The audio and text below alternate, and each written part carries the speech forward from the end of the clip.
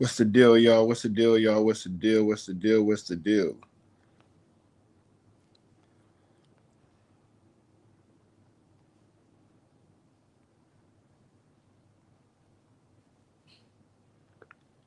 What's the deal, y'all? What's the deal? Hold on, man. All right, all right, all right, all right, all right.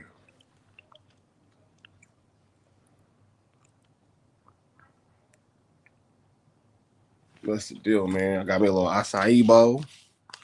Little acai bowl, real quick. You feel me? You feel me? Even with the bathroom. What it do?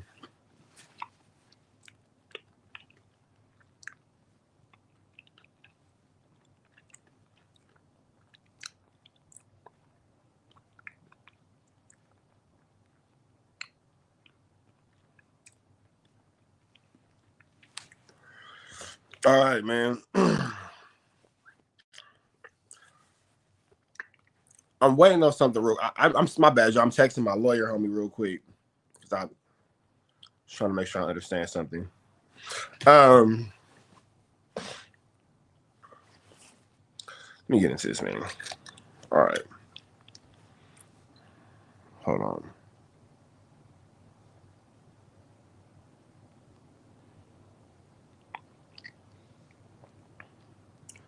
Can you break this down to me in simple terms?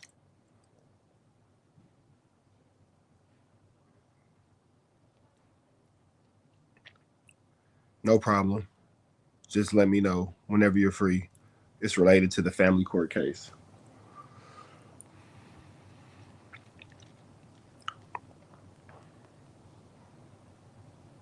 I'm almost sure I understand what is being said, but I just wanted a second opinion. Um, I think I got 50-50, y'all. I'm not 100% sure, but I think I got 50-50. Let me see. Let me see. Hold on.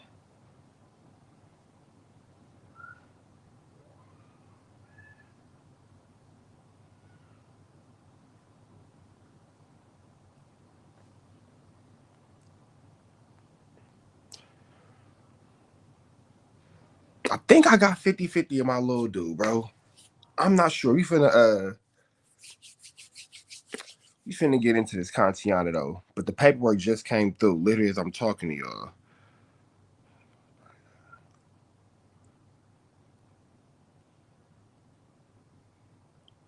Yeah, I think I got 50-50, bro. I think I got 50-50. Let me see.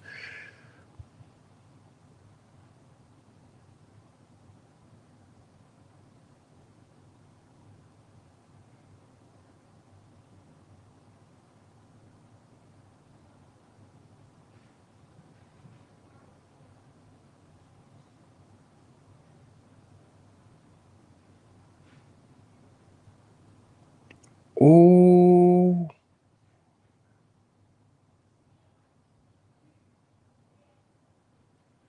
Hey, I think I got my little father shall have even number years for fall vacation. So I for sure got my little nigga for fall vacation. Oh shit. Hold on, man. My eyes is bad. Hold on, let me call my mama real quick. Hold on. Call mom cell.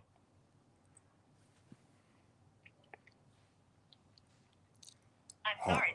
What the fuck, mom? Hold on. I'm sorry. Mom, what the fuck? I'm gonna call my brother.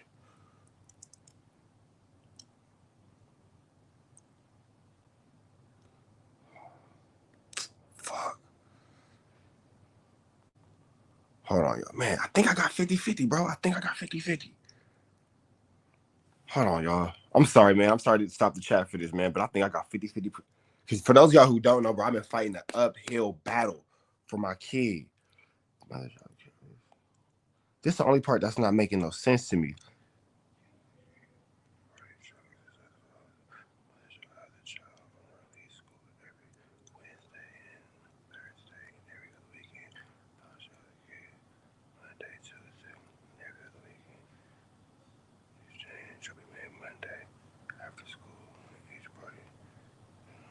I'm not sure if that's the part that's kind of confusing to me. The mother child, the child.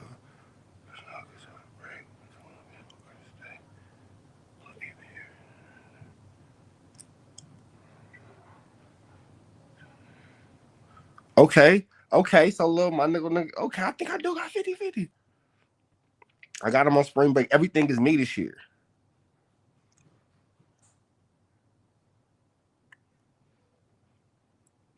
Okay.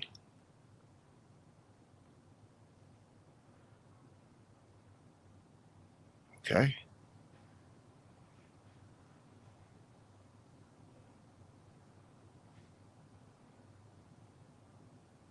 And my little niggas right here on Thanksgiving this year.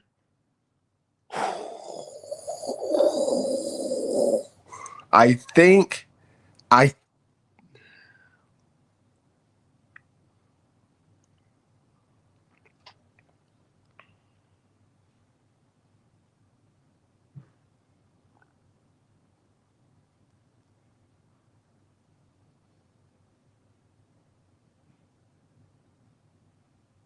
hold on. They don't say nothing about no child support, so I don't think she got that. I don't think she got the child support. I don't think she got that. I don't think she got that. I think I got 50-50, y'all. I sound like joint legal custody and physical custody, bro. Fuck yeah! Nigga, what? Damn, why my mama not answering the phone right now? Because if I ain't never needed the time to need my mama. All right, hey, boom. Hold on, let me call smart homie real quick. Let me call Magic. We finna get into the chat after this. We finna get into it after this.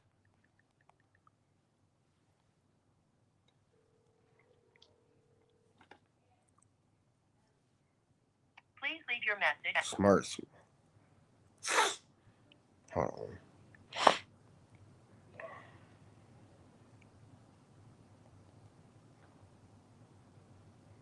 Can you break this down to me in elementary terms? Because I think I understand, but I'm not 100% sure if I understand the Monday and Tuesday part as far as pickup and drop offs. I think I got 50-50, bro. I think I got 50-50. Hold on.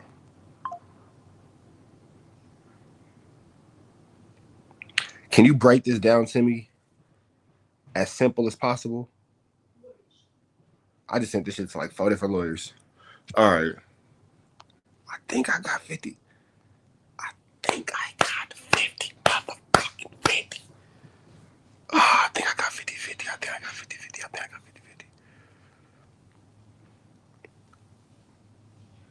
50-50. I wish I could call my daddy. See if he answers. Hello. Ma, don't you all just heads up, you on YouTube live. Don't say nothing crazy. Okay. I'm finna send you some paperwork. Call me. I think I got 50-50 of this little nigga. Who? I think I got 50-50 of Heart. Okay. I'm finna send you the paperwork and just call me back. All right, bye. All right, bye. I wish I could call my daddy. That nigga don't be picking up. My pops don't be picking up for nothing. Oh, I'm working on that. Hold on. Let me see. Let me see this nigga answer his phone. My pops be on his own mission. He sometimes maybe not wanting to answer the phone. Your call has been forwarded. My pops is ridiculous. Trifling ass motherfucker.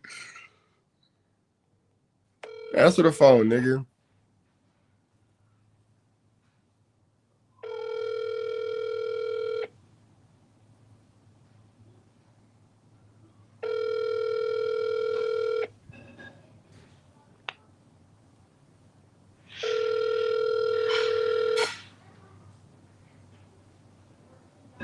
My dad be fucking this nigga. Boy, my dad. All right, we gonna see. But I think I yeah, my pops be. I ain't finna put his business out there, but dad. I don't need no more siblings. Let me just say that. I don't need no more siblings. All right. All right. All right.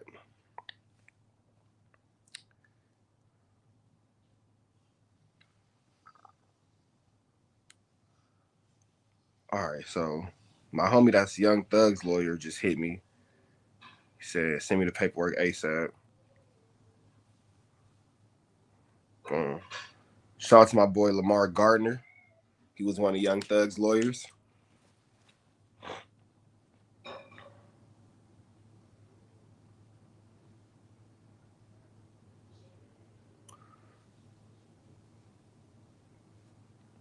I think I understand everything, but the parenting schedule is a little hard for me to understand exactly what they're saying as far as what days I pick up.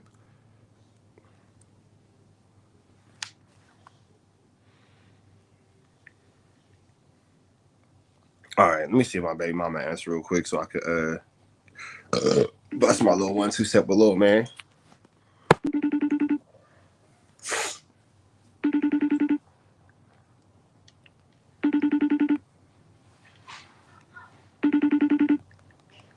Let me see.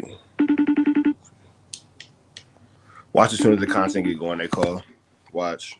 As soon as the content get going, that's when they gonna call. Man, I think I got 50-50 though. I done sent this to like 4 lawyers, 3 of the smart homies, and my mama. Like, hey, somebody help me understand this real quick. I think I got 50-50. I think I got 50-50, y'all. But all right, man, we finna get into this. Let's go. All right.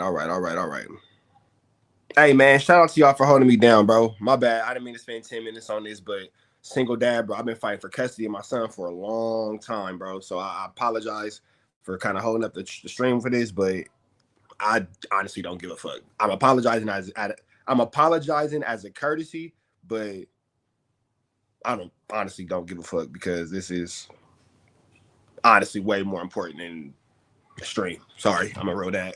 But we finna jump into this content though. What's the deal? We're Travis happening in TNN Trap News Network. We back in the same. Like cracking the same, man. Make sure y'all like, comment, subscribe for more of this good content we got going on here at TNN Trap News Network. It's that news you can use. It's that knowledge though you can't get nobody's college though, big dog. Tap in with the tap in when you tap it in to make sure that you tapped in with that good tap in. You feel me? I think I got 50-50 custody of my son, y'all. For those of y'all who don't know, I've been fighting this uphill battle, family court. It's been hard for me. It's been 4 weeks since my little man has been at the house. I went from having him every day to his mama pulling a foul move with a lawyer and me having to, go through the system and all that. But the ruling came in today, and I'm 100% sure. I'm not 100% sure, but I'm almost 100% sure that I got 50-50 custody. I'm not sure, man, but I think I did. We're going to see. Waiting for my lawyer homie to hit me up. We finna jump into this good content, though. Hold on. That's not a problem. Did you get a custody of the court order? I wanted to talk to you about it just so we have a clear understanding of pick up and drop off and there's no conflict between us. That's me texting my baby mama. Because I'm trying to be cool about this, brother. We got this court order. I got my 50-50. Huh? Nah. Wait till I get that paper right. Nah. And you can't tell me nothing, right? Oh, God, I don't want to know nothing. I know who I'm dealing with. I know the type of person I'm dealing with. We're going to get this communicated and understood. You feel me? Because I ain't... You feel me? So I'm feeling extra good. It's a win for the black dads. You feel me? I ain't had no lawyer. I was in that not the law library, but the Justice Resource Center, the law library for those of y'all who've been locked up. And I fought my own case, and I came through with what I believe is, the 1-2 step like Sierra. But we're gonna figure it out 100%. What's up, Papa? Yeah, but don't. Yeah, we take your bath afterwards too. Yeah. So yeah, man. You a single father? You trying to get custody of your kid?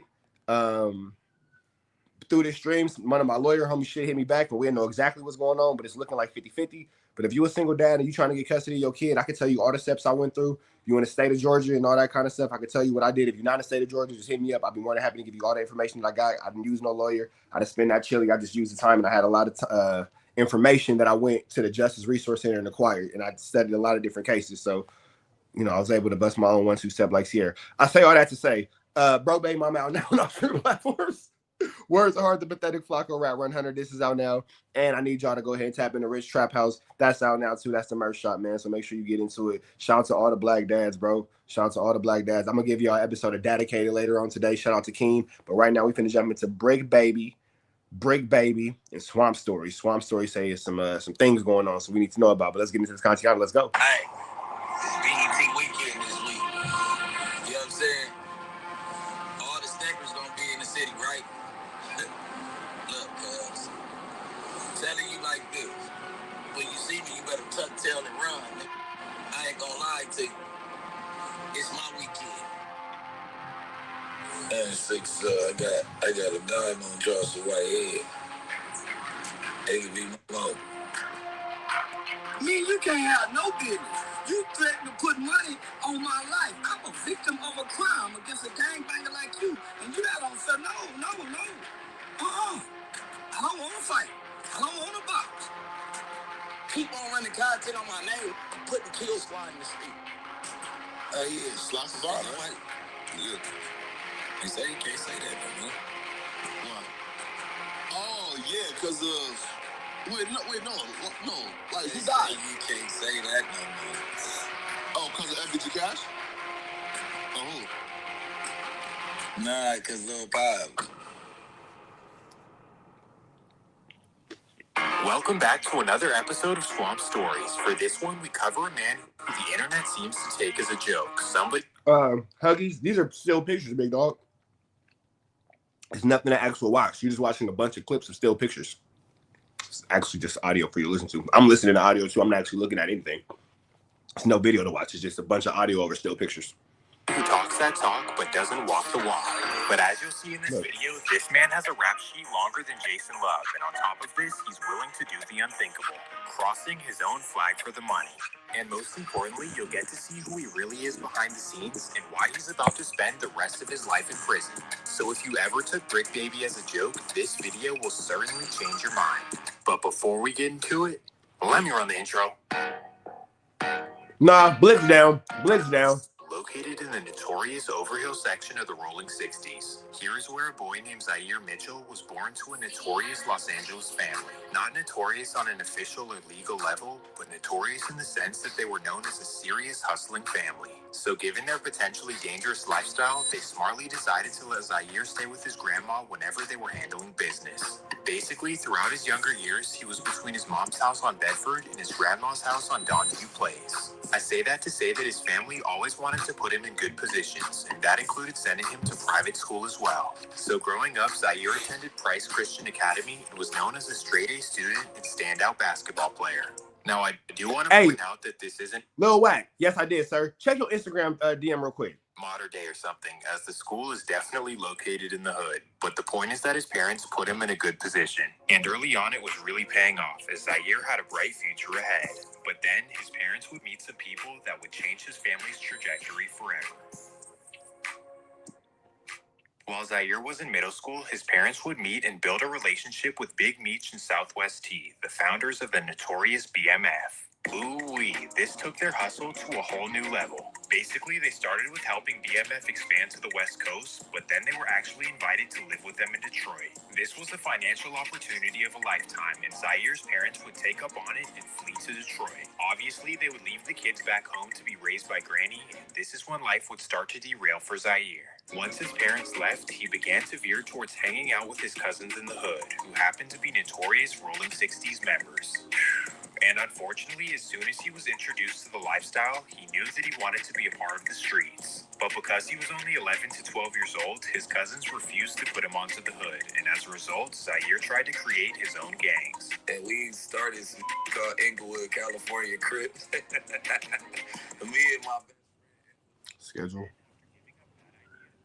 to join something else. From there, I joined a clique called CIP, and it was completely irresistible players. And the police ended up documenting us in the gang files as Crips in progress. CIP. So they changed it from completely irresistible players to Crips in progress because we was getting into so much shit in the area. So that was really my introduction. So now as a middle schooler, Zaire is roaming the West LA streets as an unofficial gang member. But then his friend's uncle would find out about this, and things would not be good for them.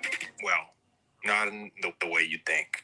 Instead of being upset that they're in the streets like any responsible adult should, he was just upset that they didn't join his gang. Uncle Mike, he found out we all was from this clique. And he came over there tripping one day. Like, he was bullying. Like, this is a big, buff, grown man. He came over there tripping on this one day. Like, I ain't having it. Like, y'all either go turn West Boulevard today or get over. So now Zaire is pressured with the ultimatum of joining the West Boulevard Crips. This was like a dream come true, except because he was told to do it, he now did not want to do it. Like, if I'm going to join somewhere, I'm going to do it because I want to, not because somebody else is telling me to do it. I ain't finna be from West Boulevard.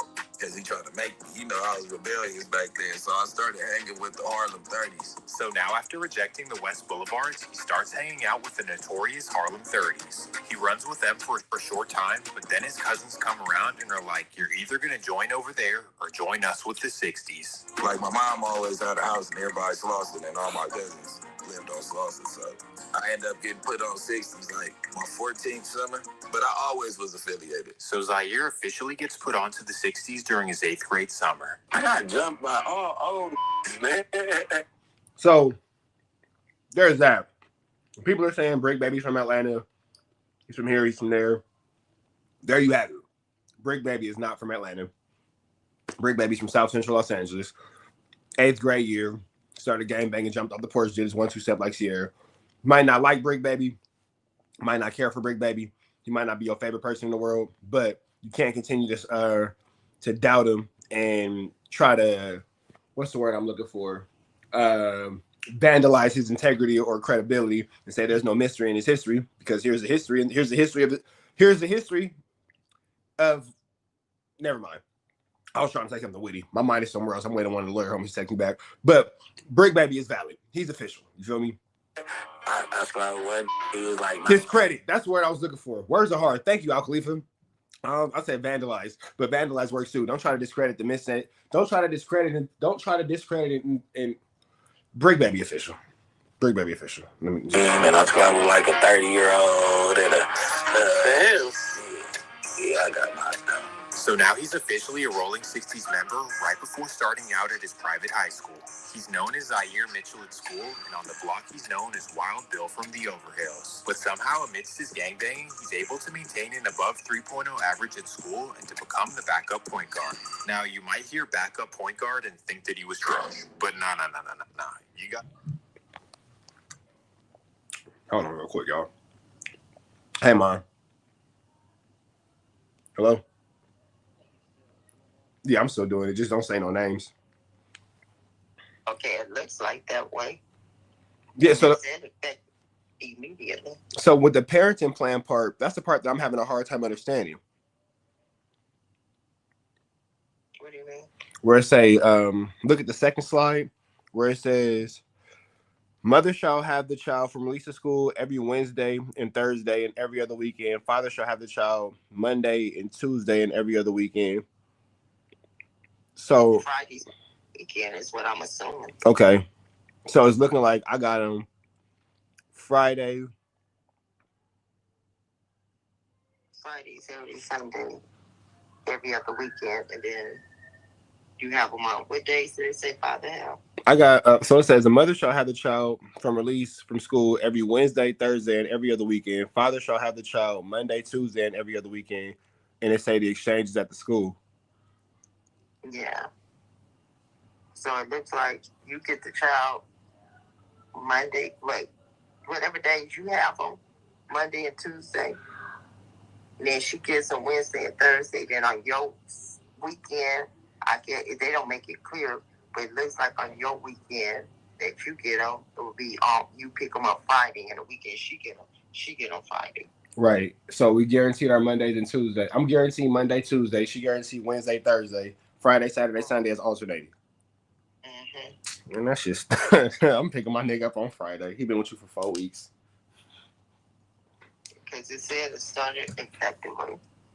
Yeah, so her first, she gonna get her first weekend off. I know I got him all even years for vacation. She got him all odd years. So this year he with me for Thanksgiving. He with me for fall break. The judge did kind of show some love. Now that I'm looking at it, you did, and you don't even have no child support. I got 50-50. She was trying to give me $1,000 a month on child support and pay all her lawyer fees. The judge didn't give her none of that. He didn't even address it. They said that the parent, he put it in a document before close, but then again, it did say each parent had to have their stuff independently too, while they have the child. Yeah. But the only thing that you have to be careful about is, you know, that school is not in. They said that you have to pick the child up from her house. Man, all that'll just be on camera. I ain't even tripping. Yeah, or do her like she did you, police escort. Oh God, man, what? Do the same little boys. I ain't gonna have no problem. What I'm not gonna have is a problem with you. Yep. What I'm not gonna have. Yeah. Get a police escort to go get them. Put everything on camera. I know she not. When'd you get this stuff? That shit just came like when I called you the first time. I know it didn't go nowhere. Man, what? Hey, this is a win for real niggas everywhere, man. I said stuff that you can't be saying nothing negative. It's cool. About social media, nothing. You know. Yeah, I tighten up. I tighten up. But this a win for real niggas every motherfucking where. Yeah, but then the thing about it is, you know, I'll talk to you when you get off that thing. All right, I'll call you back. Thank you, Mom. All right, bye. Bye. Know where he went to school. Let the record reflect I was raised by a real nigga. My mama gangster. Let the record reflect I was raised by a real nigga. My mama a gangster. My mama a gangster. And if you can't talk to your mama straight up like that, can you talk to your mom? You feel me? Can you talk to your mom? They were stacked. We'll get into all of that in a second, but the point is that while he's doing all this positive stuff, he's also living the life as a full-time gangbanger. When he wasn't at his Christian academy, he was knee-deep in very dangerous situations in the set. Specifically, his main expertise was robbing and extorting rappers who come to LA, and that takes us to 2004. June 29th, 2004. It's the weekend of the annual BET Awards in LA, and the Rolling 60s have nothing but extortion on their minds. In particular, on this day, Zaire and his boys have somebody they want to target. Yep, that's right, Jeezy the Snowman, and they desperately want that chain. Why him? Well, simply because he has the shiniest chain they've ever seen. We've never seen nothing like this. You gotta think, LA, like the real Gotti diamond jury, diamond in each link, like this has never been done in LA yet. The rapper's jury is very feasible. Like if you get you some rapper jury and go to the jeweler, you up a couple $100,000. Unfortunately for them, they're unable to get a hand on Jeezy at the award show, so now they follow him to the club. There was so many of us, we pushed the security out the way and rushed the club. So now Zaire and his boys run in the club. Oh, Lil Wack, we gonna treat it like a murder case moving forward, bro. Treat it like a murder case moving forward. We ain't gonna talk about it no more. Absolutely. Because Lil Wack, the only way to beat that situation, Lil Wack, is to just never talk about it again publicly. Never. I thank God for being in good company of real G homies like you and the other G homie. I ain't gonna say his name, but shout out to bro. I appreciate being able to even have y'all in a group chat to kind of send something over with and blah, blah, blah. You feel me? Take it over. In fact, Zaire jumps behind the bar, grabs 2 bottles, and then stands up and clashes them together. Simultaneously, his boys go over to the DJ booth and grab the mic.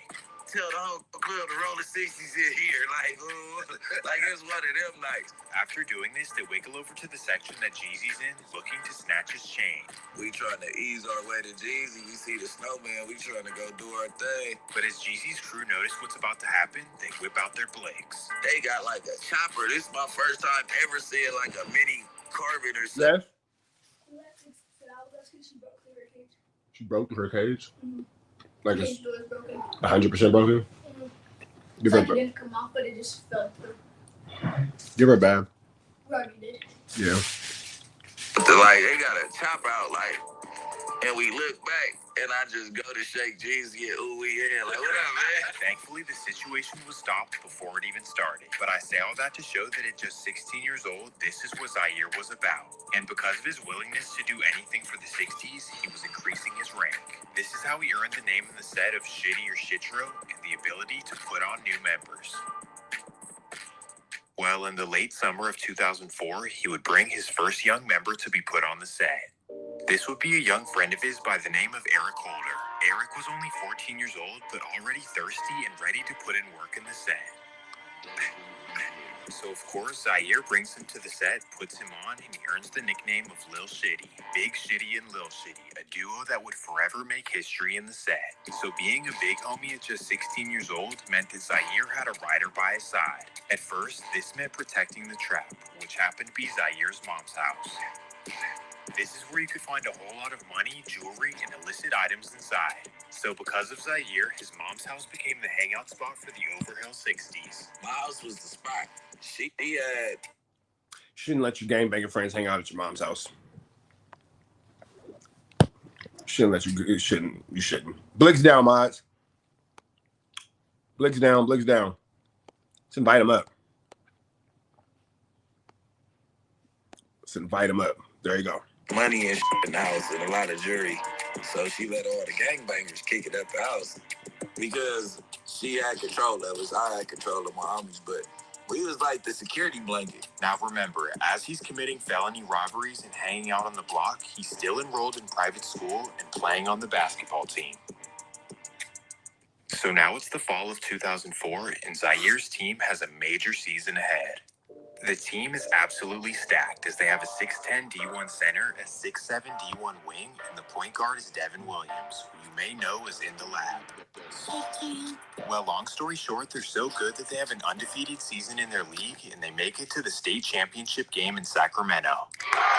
You know what's crazy? Bricc Baby played on a he played on the state championship basketball team, and now he's on No Jumper and all over the world talking about Gucci Man has good pussy. Barnacles.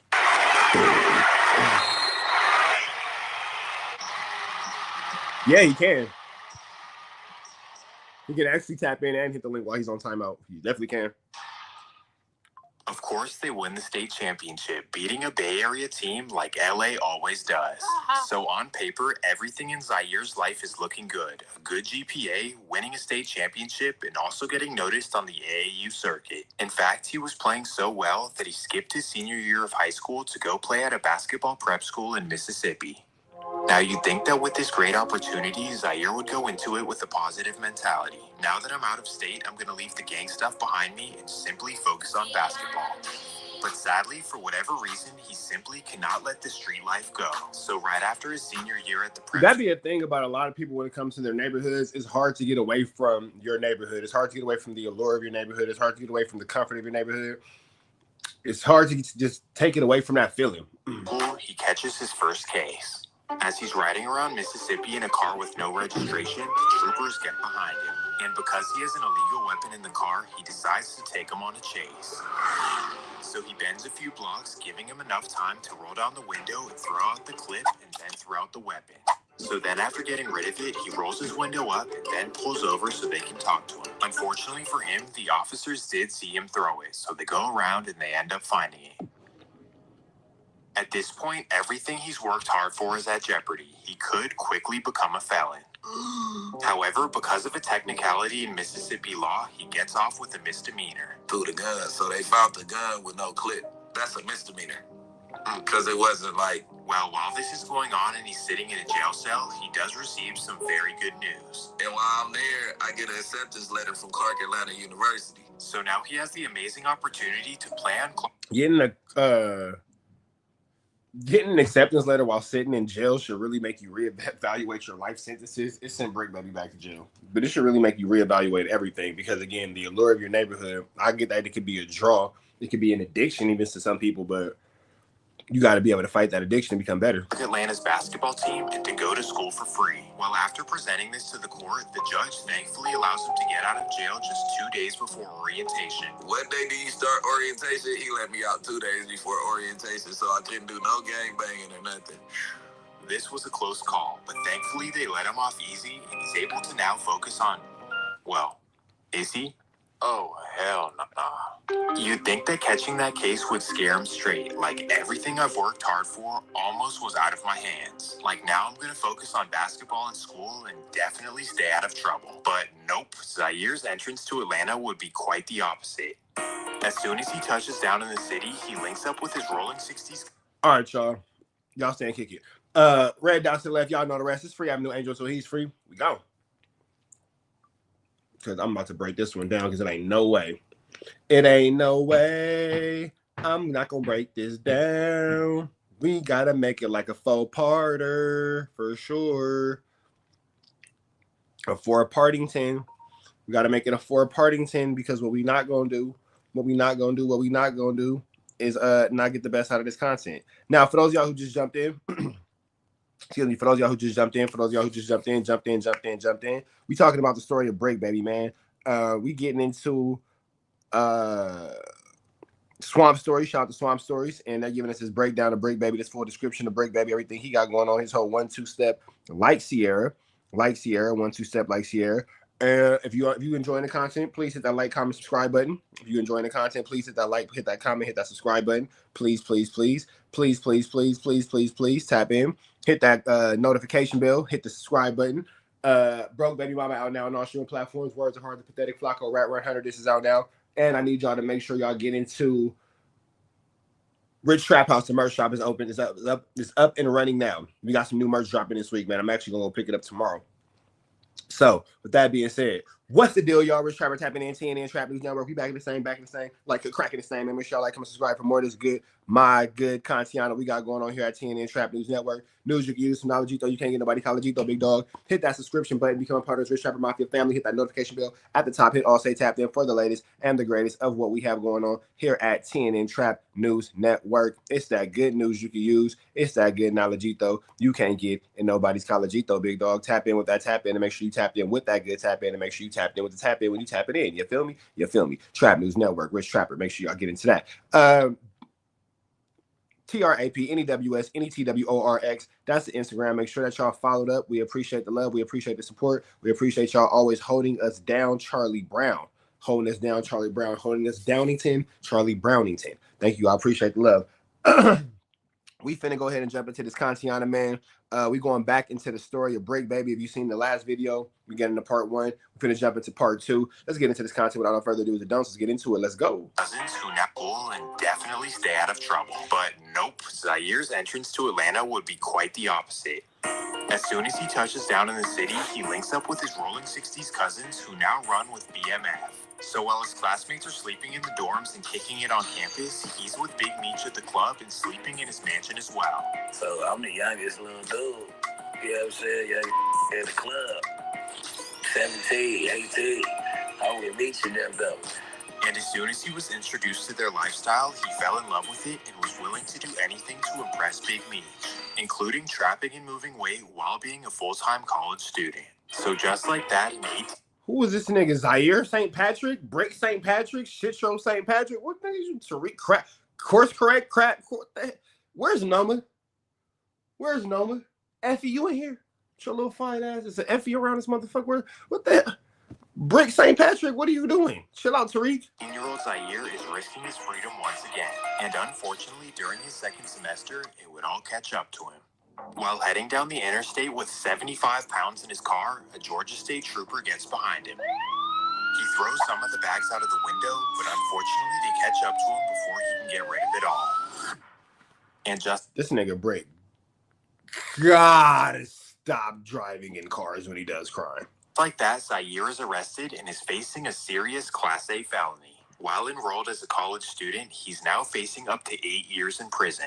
At this moment, everything he's ever worked for is now way out of the window. They caught him red-handed with serious weight, and he's going to be sitting in prison for quite some time. Well, long story short, he pleads guilty to the felony, and now his future is at the hands of a judge. Somehow he gets another rather lenient judge who sentences him to 4 months in jail, 10 years probation.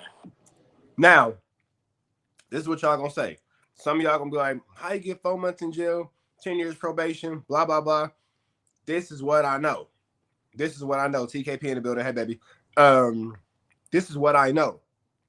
In Fulton County, if he was in Fulton County, if you got enough chili, it's like 20. When I first went to Atlanta, the very first time in 2007, when I was like fresh out of high school, the very first time I've been out there, they said that to beat a murder was $10,000. I imagine now to beat a murder in Atlanta is about $30,000. That's about how much it costs. If he had license, the search was illegal. If the stop was illegal. There's a lot of things and a lot of parameters that can play into him getting such a lenient sentence. If you have a lot of chili to hire a good lawyer, you can get out of a lot of situations because you're not paying for your actual freedom because you didn't do something. You're paying for the relationship the judge has with the lawyer. Hear what I said. In the city of Atlanta, you base your lawyer not on if you're innocent or if you're guilty, based off the relationship they have with the judge and the district attorney. That's something you should be considerate of when you're hiring a criminal lawyer. So and they got this first offender thing in Atlanta and all that kind of stuff too. So it's a lot of things that can contribute to that sentence actually making sense. We're not finna sit here and say, "Oh, Bricc baby a snitch," blah blah blah. As the video continues, if things change, we'll change with it. But right now, you cannot say, "I done beat cases in Atlanta." I done beat cases in Atlanta. If you got the chili, you can beat the case. That's what I know. That's what I know. You feel me? As that case, especially with it being his first one, that does actually make sense. Stop. If you're from LA, stop trying to apply your LA County rules and logic to a Southern situation. It's not the same place. It's not the same place. Receiving only 4 months for 75 pounds is very strange, especially in the South. On top of this, during this exact time, BMF was taken. I've never heard Bricc baby got caught with 75 pounds. Never heard that. And it's weed. It's not coke. It's not nothing like that.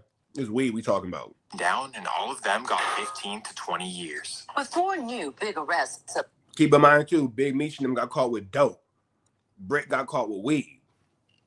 Totally different. Totally different. You feel me? Atlanta police believe they have just about shut down the so-called Black Mafia family.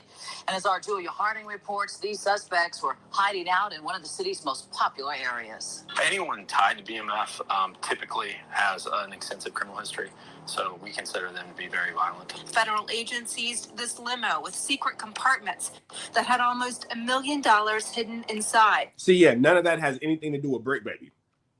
That's Big Meech and them. Bricc wasn't living like that. Bricc wasn't no drug kingpin like that. No. Way lower level. Lil Tim beat an M case in Atlanta. Very true. An organization that at one time claimed to rule Atlanta. Now agent. Rollo got a hold with weed, but Rollo also got caught on a jet with weed. That's federal, big dog. That's once you take it into the air, it's different than the state. Say that's no longer the case. So now with all of BMF arrested, Zaire just threw his life away for nothing. You started trapping to impress them, and now you'll probably never see them again. So now that he doesn't have a school to go to or a crew to hang out with, he only has a choice but to return back to Los Angeles.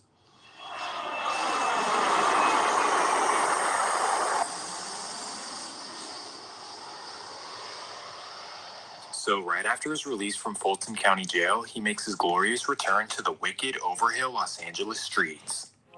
It's now the fall of 2006, and Zaire is back to ground one, hanging out with his 60s homies in the hood. He's now just another failed high school athlete who's back in the hood doing absolutely nothing. We all know some of those, don't we? But not only is he doing nothing productive, he's also in the process of risking his life every single day. Why, you might be wondering? Well, because while he was in Atlanta, his little homie Eric Holder was causing havoc in the streets. So upon Zaire's return to LA, he was putting his life in immediate risk.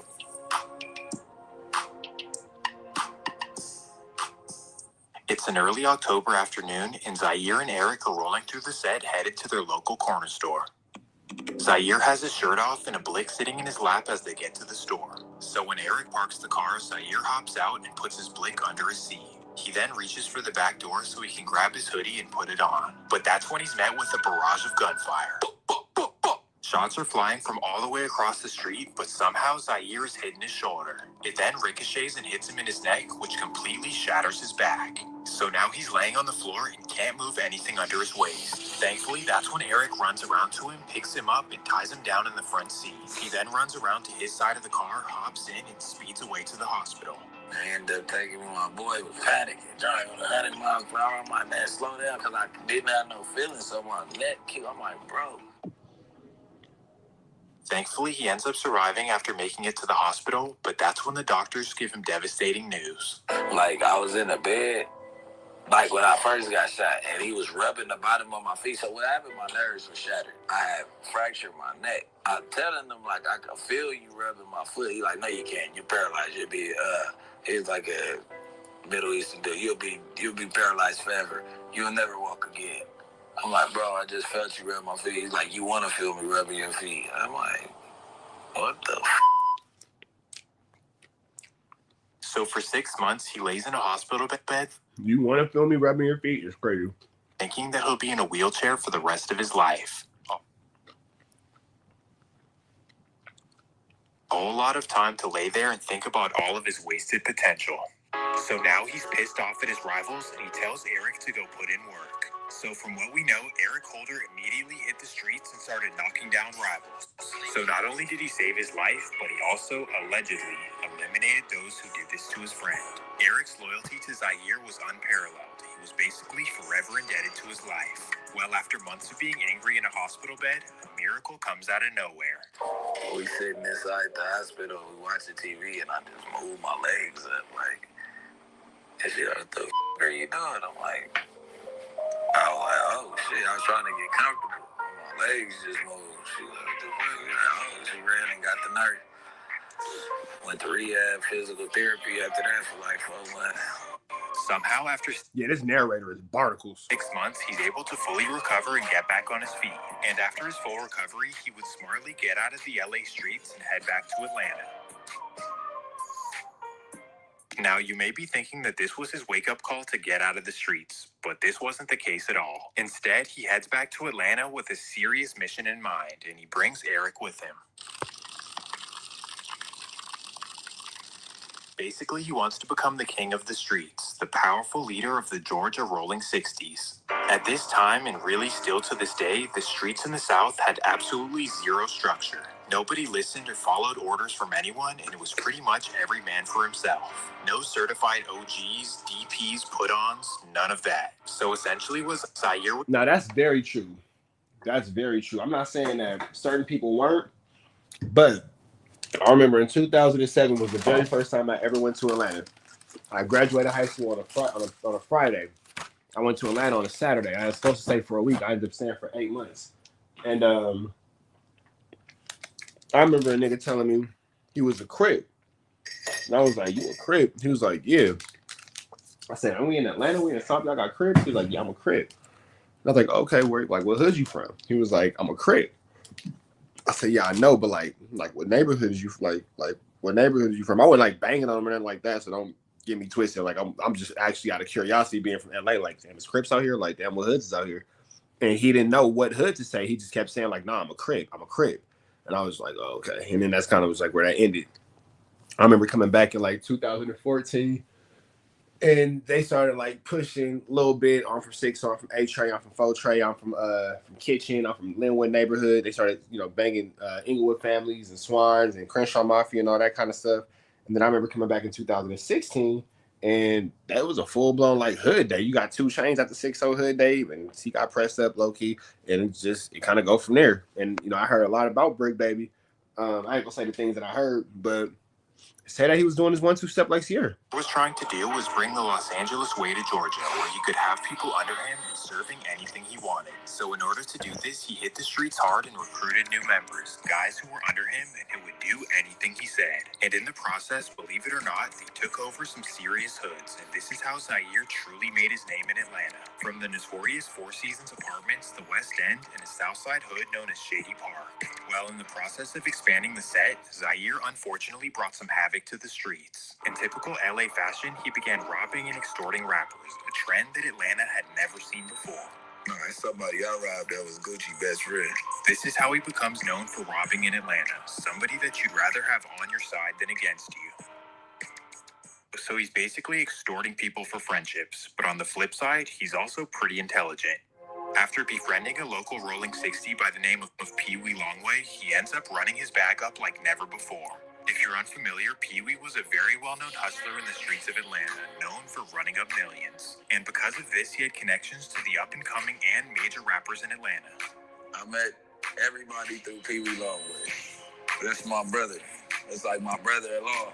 As they were constantly in studios and surrounded by rappers, they decided to join together and to start a music label. This would be known as Money, Piles, and Ammo, also known as MPA. Okay, so you guys start rolling together and you guys start MPA together. We around this so much. Let's pay for some studio time, shoot a couple videos. Let's just see where this goes. Unfortunately, they had no idea how to properly run a business, but aside from that, Zaire had a special ear for talent. In fact, he discovered Young Thug in 2008 and actually started managing his career early on. Without having him signed to any sort of paperwork, Zaire had him in the studio and was also introducing him to some bigger names. In fact, in 2009, he even brought him to LA to try to get him in the studio with Nipsey Hussle. I started showing him the game with what's going on the West Coast too. Right. You know, I took him in front of Nip in like 2009 and told him to work with him. And Nip was like iffy.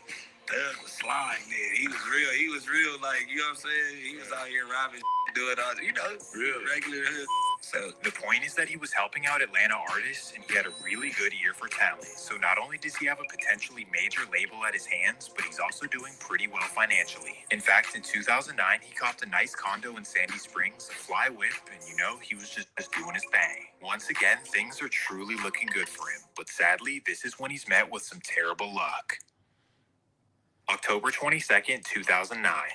It's a Thursday night in North Atlanta, and Zaire is headed down Interstate 19, headed towards downtown. As he's cruising down, a Georgia State Patrol gets behind him and runs his tags. Unfortunately, he never registered the car, so the officer hits the cherries. Ah, shit, here we go again. Zaire knows that he's riding dirty. Now, this is what I do know. No license, no registration. In Atlanta, they gonna let you go. They don't care. In Atlanta, you're going to jail. Get caught driving with no registration, you're going to jail. Get caught driving with no license, you're going to jail. Get caught driving on a suspended license, you're going to jail. You're not going to get a ticket. You're not going to just impound a car. You're not going to collect go. You're not going to pass go. You're not going to collect $200. Brother, you are going to jail. Jail. Guess who's going to jail tonight? Guess who's going to jail tonight? Guess who's going to jail tonight? God gonna place my bail tonight. You're going away, big dog. That's that. Period. Point blank. It's crazy because I've even told cops like, y'all really taking niggas to jail for driving with suspended licenses? That's stupid. That's a stupid way to fill up a jail. That's the law. That's what they're gonna do. Convicted felon, so he smashes on the pedal. Now he's on a high-speed chase, cutting in and out of traffic in Buckhead, and then he smashes into a pole. Just like that, the officers are able to pull him out of Bricc baby's not the getaway driver you thought you wanted. Not at all. the car, and they find weapons inside. This time, it's no joke, as he's facing 4 separate felonies. So already being a convicted felon, he's looking at up to 12 years in prison. But somehow, once again, Zaire is able to completely avoid prison and only get a few months in jail. A convicted felon and documented rolling 60... Now again, keep in mind, this is what I know. I get that he's a documented felon. He's not a documented rolling 60 in Georgia, so that's not counted for nothing. At this point in time, the gang aspect ain't that big in Georgia where they even know about that. This is Atlanta, Fulton County. He keeps catching these cases in. This is Atlanta, Fulton County. He keeps catching these cases in. You feel me? Hold on real quick, y'all.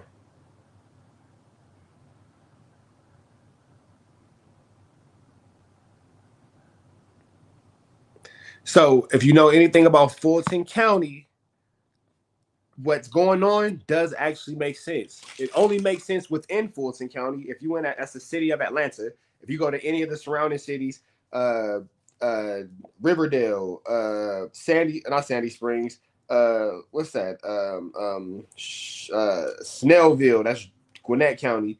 Decatur, that's DeKalb County. It's not gonna work like that. But within the county of Fulton, the city of Atlanta, where Bricc Baby continues to catch these cases and be let out super fast after doing some months, with everything he's saying makes sense, especially considering the financial stability and privilege that Bricc Baby family have.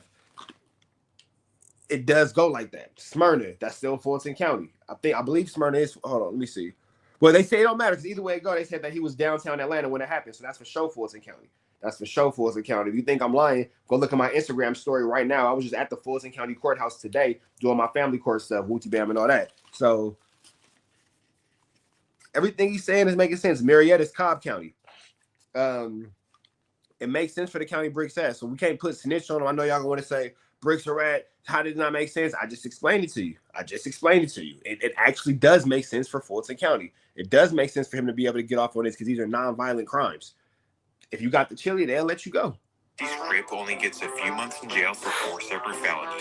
That makes no sense in my mind. Well, once again, he gets off easy. And then keep in mind, too, fleeing and eluding. I've done the race from the cops in Atlanta.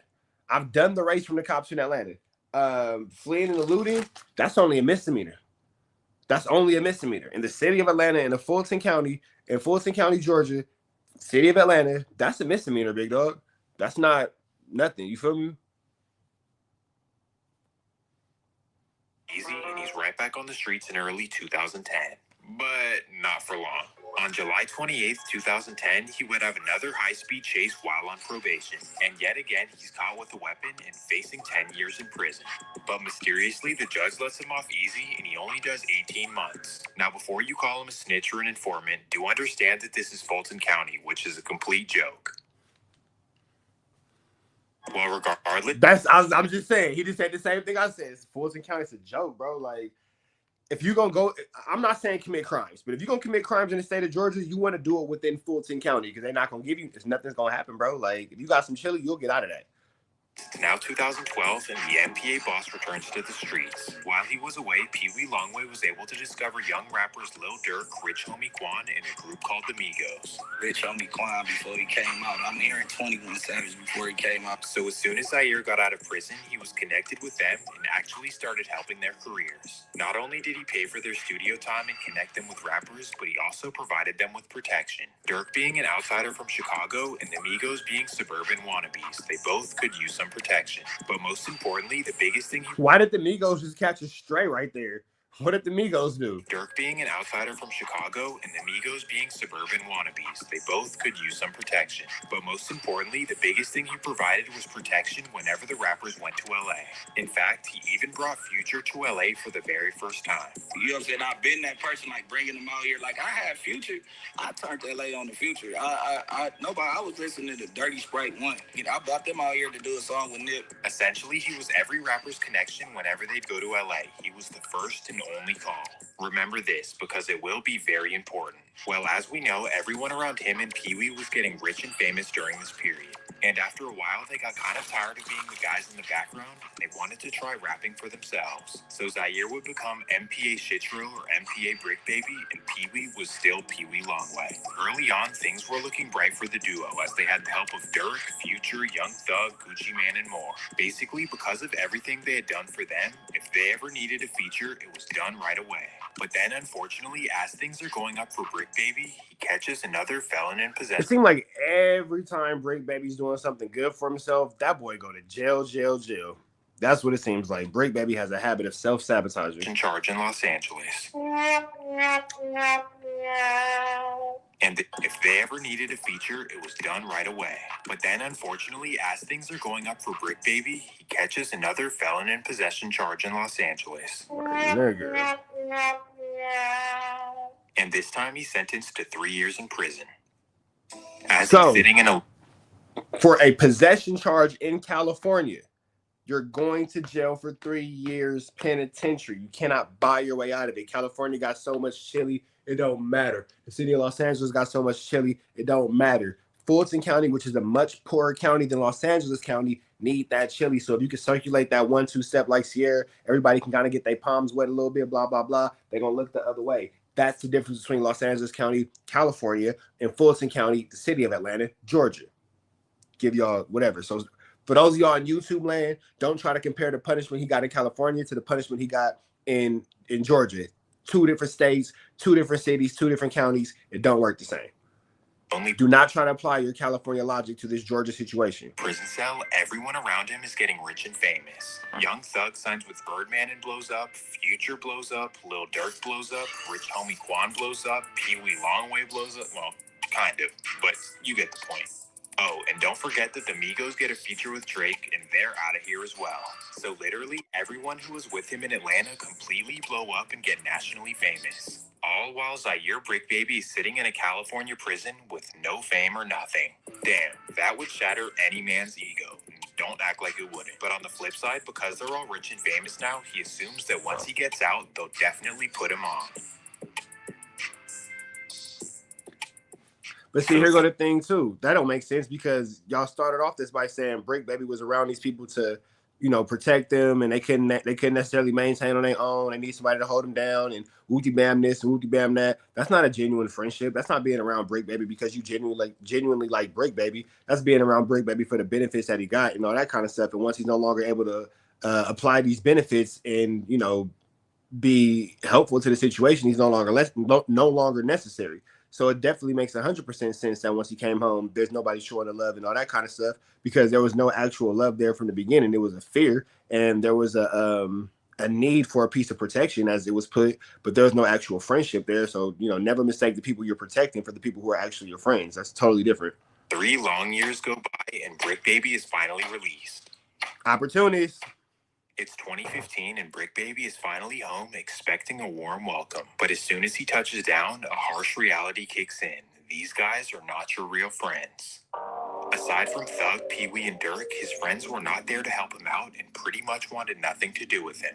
You know, you told me earlier that you've been cut off. People cut you off or something of that sort. My industry friends that I thought was my friends now. Free YSL, Gunna Slime. Y'all did, you know what I'm saying? You already know, we ain't even gotta talk long way. Are we speaking Durk, like after everything he did for some of his friends in the industry, he really took it hard. Dude, bro, we could go through DMs, or when you let me come in, we could do that. I just feel like they wanted to be around me when they was broke because they didn't have nothing. So now you a millionaire now, you don't want that type of pressure around.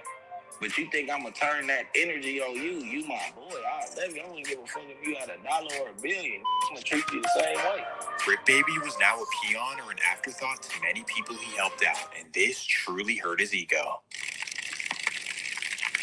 Now, instead of being the guy who helps out rappers and protects them, he reverts to being the guy who wants to rob them. Don't.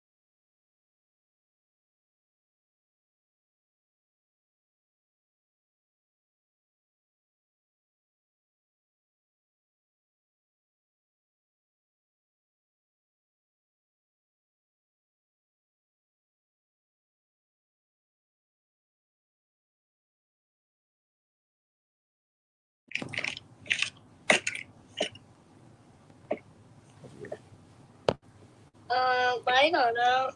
You don't know? No? What you doing? What you over there distracted with? You said what? Oh, you got some money? Where you get all that money from? From my coins, so it go all the way up. Yeah, we get all the.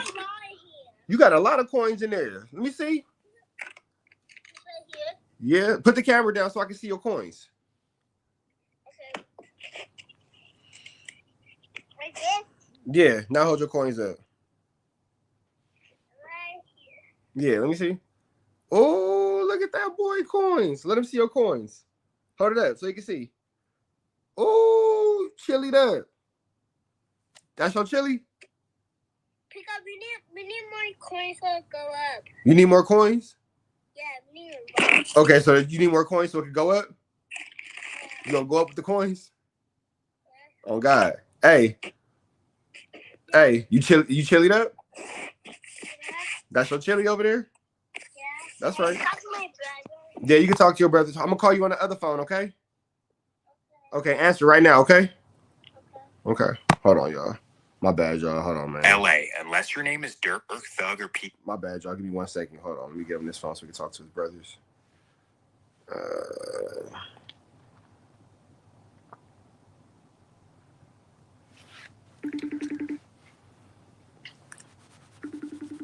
Hold on, y'all.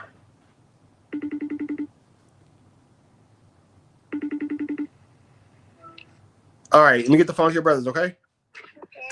Boys!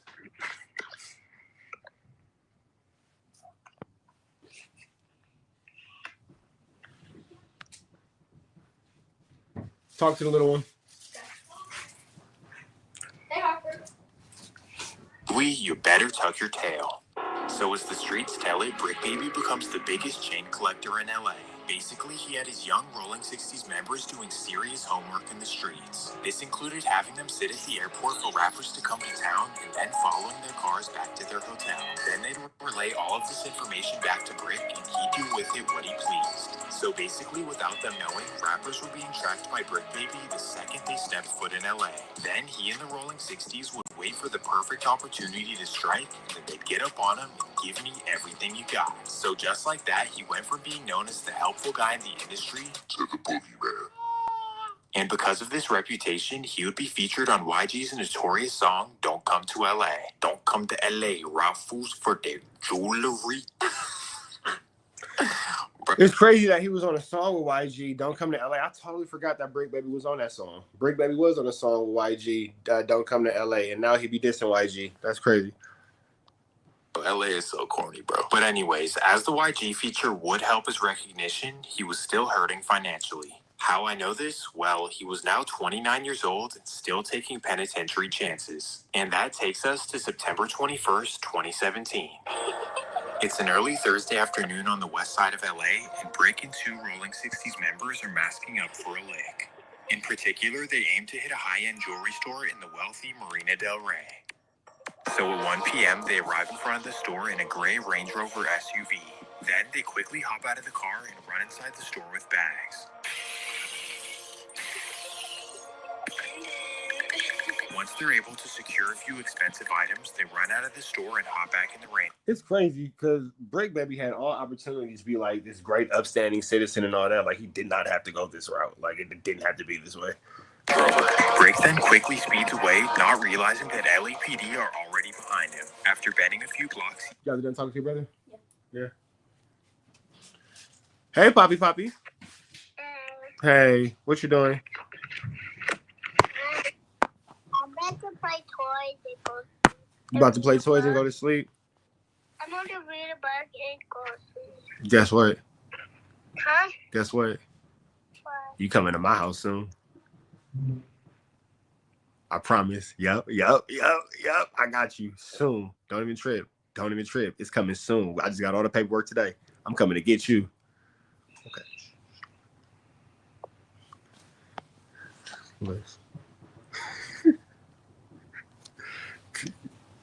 You know they listening. I got you, okay?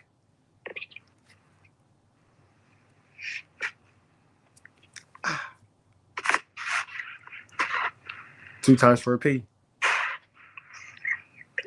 I love you so much. You see the balloons? Yeah? Okay, I'm gonna let you play with your toys. I'm gonna come see you tomorrow, okay?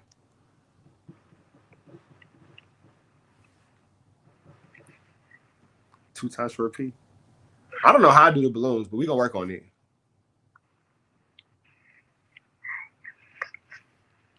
I love you so much, Papicito. Love you. I'm gonna call you tomorrow, okay? What you doing? I can't see you. Move your belly out the way. I said, move your belly out the way. I can't do it. Can't do this. Oh, because you doing that?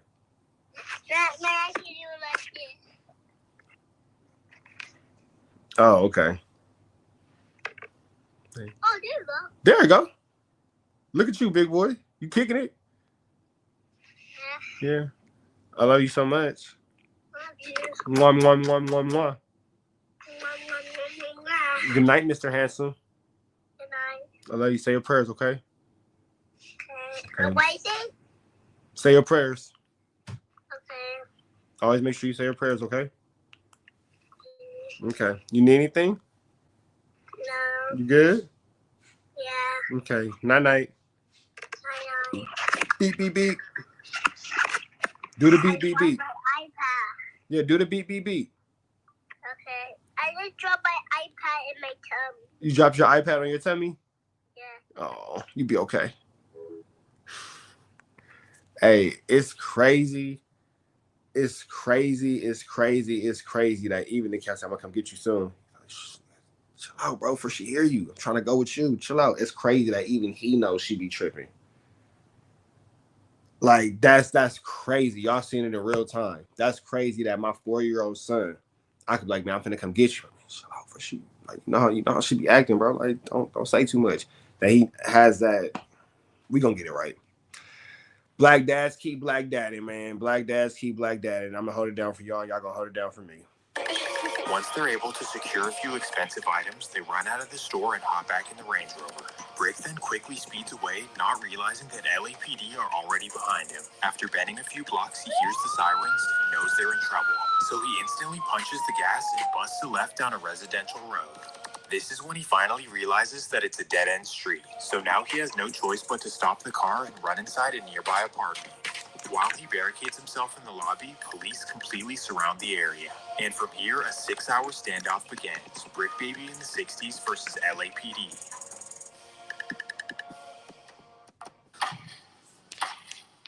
Finally, at 7:30 p.m., Bricc Baby surrenders. Misunderstanding tonight, or was it justified? A local rapper arrested after a tense standoff with officers in Marina Del Rey, but his family says police got the wrong guy. NBC4's Beverly White just spoke with his family and police. Beverly. That's right, Chuck. LAPD says it started with a 20-minute pursuit this afternoon of a man traveling in a silver Range Rover, and it ended when he ducked into this apartment building in the 13,900 block of Panay Way. That music video from YouTube is of local rap artist Bricc Baby, the 29-year-old now in LAPD custody after a standoff in Marina Del Rey, identified by his mother, who declined to give her name. The already 3-time felon is facing 2 more of them things. Because of his history and the severity of the charges, he's facing up to 15 years in prison. Definitely nothing to scoff at. Of course, his family doesn't want to see him go away for a long time. And because of this, they go on the news and blame everything on his co-defendant. His mom goes on the news and says, my son didn't rob anyone. In fact, he doesn't even own a gun. And get ready for this one. His friend is actually the one who robbed the store, and Bricc only drove him away because of adrenaline. So she evidently threw his co-defendant under the bus. And I don't know, is this snitching? It's his mom. Okay, so as a mom, no, that's not snitching. As a mom, no, that's not snitching. Yeah, shout out to all the black dads, fathers of 8. What's nothing wrong with bro being a father of 8? I'm not sure what the joke is about that. But yeah, I'm not saying that it's not. It's first of all, it's his mom, so it's not snitching. However, as being a street affiliated person, you can be held responsible for the actions of your people. You feel me? So no, it's not snitching because that's his mother. So we're not going to pretend like, oh, his mom is snitching, blah, blah. Like, we're not going to call nobody's mom a snitch. That's not, nothing about that is cool. But with that being said, Slink Johnson, what's the deal? What's the deal? What's the deal? Slink Johnson and his mother trucker. What's up, OG? How you feeling, bro? Yeah, but okay, I keep repeating myself. Sorry. No, we're not going to say that it's snitching because that's somebody's mother. However, you can be held accountable for the actions and the movements of those around you when you are living a certain type of street life. That's what I will say. But yeah, it's snitching, right? Well, long story short, Bricc. Oh, they said, what year is that? Let me run it back. Let me see. Hold on. Masking up for a lick. And that takes us to September 21st, okay, 2017. So September 21st, 2017. It's an early Thursday afternoon on the west side of LA, and Bricc and 2 Rolling 60s members are masking up for a lick. In particular, they aim to hit a high-end jewelry store in the wealthy Marina Del Rey. So at 1 p.m., they arrive in front of the store in a gray Range Rover SUV. Then they quickly hop out of the car and run inside the store with bags. Once they're able to secure a few expensive items, they run out of the store and hop back in the Range Rover. Bricc then quickly speeds away, not realizing that LAPD are already behind him. After bending a few blocks, he hears the sirens and knows they're in trouble. So he instantly punches the gas and busts a left down a residential road. This is when he finally realizes that it's a dead-end street. So now he has no choice but to stop the car and run inside a nearby apartment. While he barricades himself in the lobby, police completely surround the area. And from here, a 6-hour standoff begins. Bricc Baby in the 60s versus LAPD.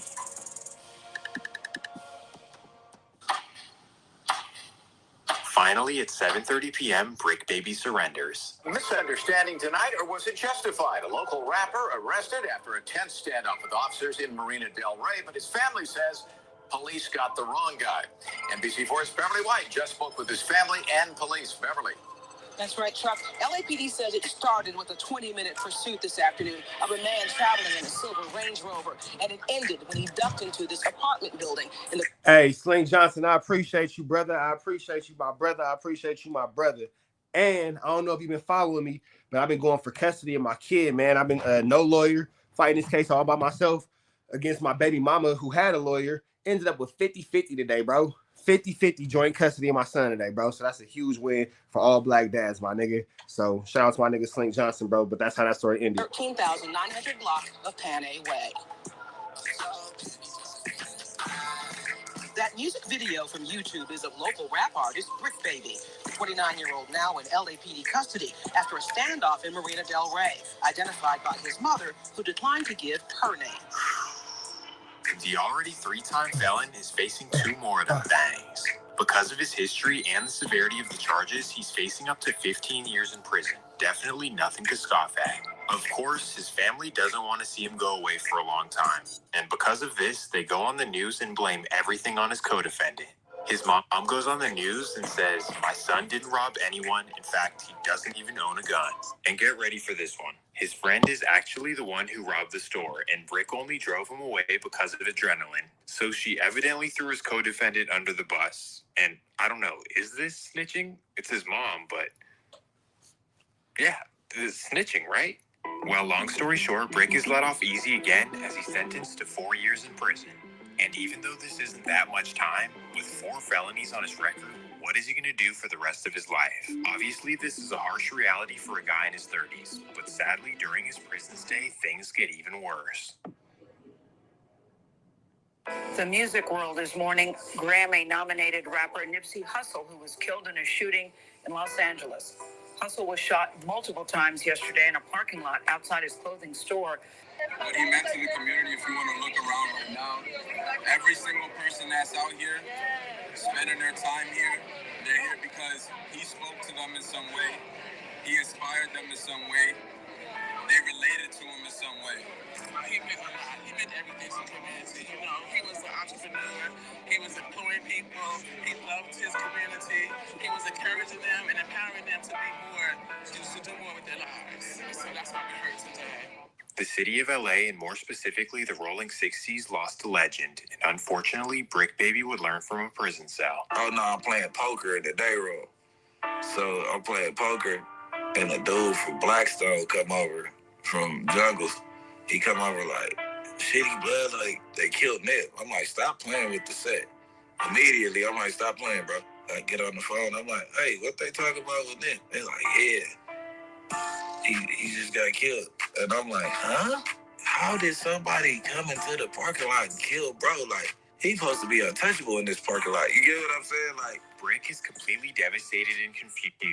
Crazy when the person who did it ended up being the man who bears your name. Worse when he finds out who did it. For sure, rest in peace to the Keyway Christ. Lil homie Eric Holder, the one who saved his life and put in work when he was paralyzed. And once he heard the story of how it transpired, this is what hurt him the most. Basically, he was with his girlfriend and he walked up to Nipsey in front of his store. And when he goes to dap him up, Nipsey refuses to shake his hand and calls him a rat. This is a major violation in the LA street code. You do not call someone a rat without paperwork, and especially not in front of their girl. So Eric, being one of the only actual steppers from the Rolling 60s, he feels completely played and wants to do something to Nipsey. So long story short, he goes to his car, grabs his blick, and walks back to the block. Then in front of an entire crowd of Rolling 60s members, he walks right up to Nipsey and lets him have it. After emptying his clip, he simply walks away as Nipsey's friends are frozen in shock. And he said, B Wiz said, what's rare love for the big brothers on the merch? DM me on Instagram, bro, and I'll get you right. DM me on Instagram right now. If you want to put in an order for some merch and you bigger than the 2X, tap in with me right now if you're ready to get it cracking, and I'll make sure the merch orders go out, because I actually got a lot of people in this chat who I'm going to make sure their orders get ready tomorrow. So I will be taking care of that every Wednesday. It's going to make the merch happen day. So tap in with me on Instagram ASAP if you wear something bigger than the 2X, and I'll make sure that your merch get right. You ready to go? Go ahead and DM me, and I'll make sure I get y'all together. Because of how quickly and emotionally this happened, Bricc realizes that if he was there, he could have calmed down Eric and made everything okay. Now, when I get wind that it's cuz, I'm like, oh, cuz. I'm like, man, I'm just like, man, how one of my close friends killed my other close friend while I was in jail. And so you always think like, damn, if I was on the streets, could I have stopped it? I probably could have took him and go smoke and slide. And we could have went somewhere that would never happen. How Eric Holder was able to do this in front of all those people is beyond me, but it is California at the end of the day. And on top of this, instead of going by their own code and holding court in the streets, they decided to testify against him in court. What? What I've now learned doing this for a few years is that all of these LA... That was a shot at Cowboy. ...street codes that they all say they abide by are pretty much never enforced, or at least they pick and choose who they want to enforce them on, and on top of this, they're always contradicting themselves. But either way, we move on to another rapper loss that involves the Rolling 60s, and that takes us right back to Atlanta, Georgia. As we all know, in the summer of 2020, Chicago rapper King Von would start an internet beef with Baton Rouge's NBA Young. All right, man, we finna get up out of to the next one. Chat, y'all saying kick. We finna get up out of to the next one. I'll make sure y'all like, comment, subscribe, like, comment, subscribe, like, comment, subscribe. Red dots to the left. Y'all know the rest, and it's free. I have a new angel till he's free. We are gone. I want to take this back a little bit because I want to make sure I heard something correctly. Spending their time here, they're here because he spoke to them in some way. He inspired them in some way. They related to him in some way. He meant a lot. He meant everything to the community. You know, he was an entrepreneur. He was employing people. He loved his Oh, wait, the lawyer homie telling me to call.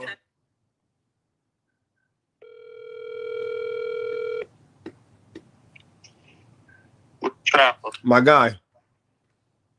I mean, it's pretty self-explanatory. I just want to with the y'all got shared joint legal custody, but she's the primary physical custodian, so he's going to be staying with her.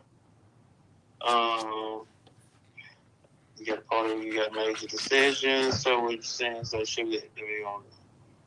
Parties will consult each other and attempt to arrive at a consensus on major decisions. So should it be unable to reach consensus, final decision will be made as follows. Okay. So the only part that was kind of iffy to me, I just wanted to make sure I got him Monday, Tuesday. She got him Wednesday, Thursday, and we alternate Friday, Saturday, and Sundays. Let me go to that part.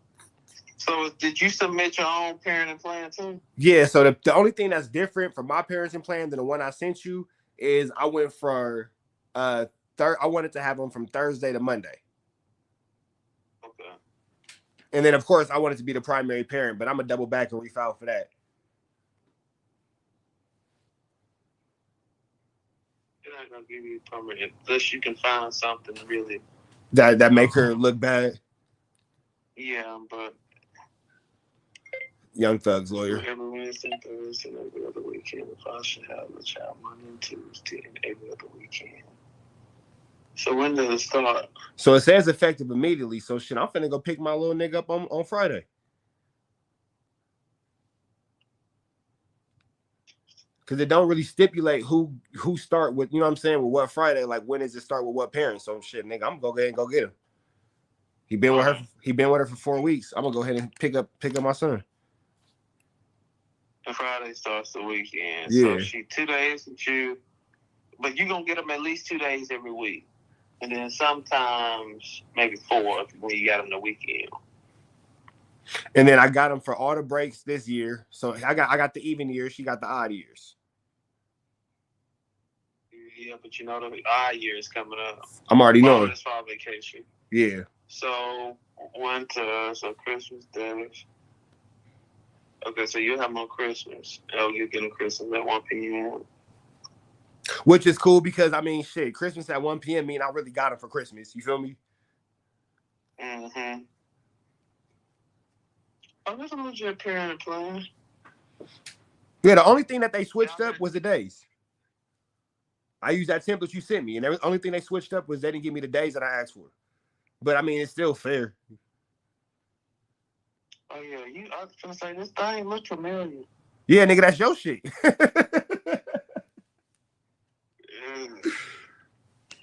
Yeah, this is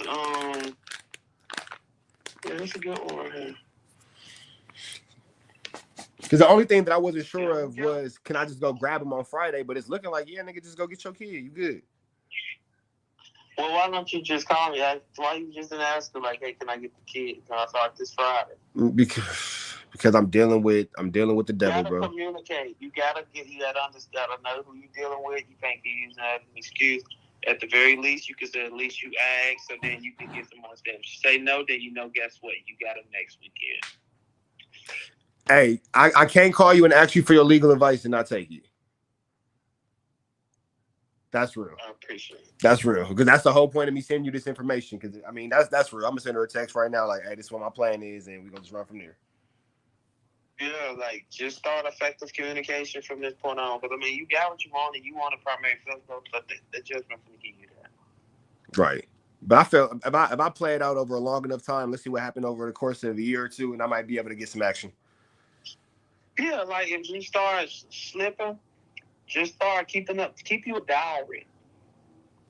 Keep your diary. Because she gonna fuck around. She gonna fuck around and do some shit that she could be held in contempt. Just keep a diary of shit. Okay, bet. That's so all I whenever need. she try to fuck with you, you pull out your diary like, Judge, I've been keeping up with every fucking thing. Like, okay. Keep you a diary, man. You gotta set a trap for her now. Yeah, and just play the game. Right. And I know on my end, I gotta be squeaky clean. I basically treat this shit like I'm on probation for murder. Be good and behave. All right, fool. Give me a second. She gonna fuck up. Give me a second. I'm gonna hit you back. Appreciate you, my nigga. For sure. To them and empowering them to be more. That's the lawyer, homie. Shout out to the bro. He was Young Thug's lawyer. He wanted to do was help Young Thug get off on his 1-2 step like Sierra. Feel me? Black men, if y'all need any questions of how I got my success in this situation, tap in with me. Tap in with me. Tap in with me. Tap in with me. Tap in with me. I am happy to share this, information. I am happy to share this information. I am happy to share this information. The city of LA, and more specifically the rolling 60s, lost a legend. And unfortunately, Bricc Baby would learn from a prison cell. Oh no, I'm playing poker in the day roll. So I'm playing poker, and a dude from Blackstone come over from Jungles. He come over like, shitty blood, like they killed Nip. I'm like, stop playing with the set. Immediately, I'm like, stop playing, bro. I get on the phone. I'm like, hey, what they talking about with Nip? They like, yeah. He just got killed. And I'm like, huh? How did somebody come into the parking lot and kill bro? Like, he's supposed to be untouchable in this parking lot. You get what I'm saying? Like, Bricc is completely devastated and confused, and it gets even worse when he finds out who did it. His little homie Eric Holder, the one who saved his life and put in work when he was paralyzed. And once he heard the story of how it transpired, this is what hurt him the most. Basically, he was with his girlfriend. Wait, real quick. Why? Do me a favor. Not the Jordans, but find some cool shoes for me to wear so I can do the video with Lil WACK. All right. And he walked up to Nipsey in front of his store. And when he goes to dap him up, Nipsey refuses to shake his hand and calls him a rat. This is a major violation in the LA street code. You do not call someone a rat without paperwork, and especially not in front of their girl. So Eric, being one of the only actual steppers from the rolling 60s, he feels completely played and wants to do something to Nipsey. Well, you can find an outfit. I don't have to wear this. So long story short, he goes to his car, grabs his Blake, and walks back to the block. Then in front of an entire crowd of Rolling 60s members, he walks right up to Nipsey and lets him have it. After emptying his clip, he simply walks away as Nipsey's friends are frozen in shock. And because of how quickly and emotionally this happened, Bricc realizes that if he was there, he could have calmed down Eric and made everything okay. Now, I get wind of this cub, I'm like, He feels completely played and wants to do something. Okay, you want to do those? Yes. Okay. After I'm done doing the video, we can do it. Yeah. All right. And then you guys got bedtime afterwards. School clothes ready? Lunch is made, or do I need to make something for y'all can take to lunch, huh? Okay. Y'all, was it enough? You sure? All right. It's enough for both of y'all? All right. Close my door.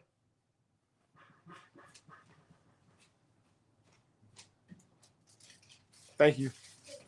What's the deal, y'all? We're Trappers tapping in TNN Trap News Network. We back in the same, like, cook, cracking the same, man. Make sure y'all like, comment, subscribe for more of this good content we got going on here at TNN Trap News Network. It's that good news you can use. It's that good knowledge. You can't get in nobody's college. Big dog. Tap in with the tap in when you tapping in with the tap in, and make sure you tapped in with this good tap in. You feel me? You feel me? Like, comment, subscribe for all this good content we got going on. Make sure you like, comment, subscribe for all this good content we got going on here at TNN Trap News Network. News you can use, knowledge you can't get nobody's college, big dog. Merch shop open now. Rich Trap House. Make sure y'all get into that if you ain't got into that. Broke Baby Mama out now on all streaming platforms. Get into that if you ain't got into that. Words are hard. The pathetic FLAKKO Rat 100 is out now. Get into that if you ain't got into that. And TRAP, NEWS, NETWOR, Trap News Network. Find me on all streaming platforms. Make sure you'll get into that. But that's the Instagram, TRAP, NEWS, NETWOR, Get into that if you ain't got into that. We finna jump into this content, man. We still giving y'all the Bricc Baby story. So without holding y'all no longer, man, we finna jump into it. Let's get into it. Let's go. Shout out to Swamp Stories. And when he goes to dap him up, shout out to my man Krails. His hand and calls him a rat.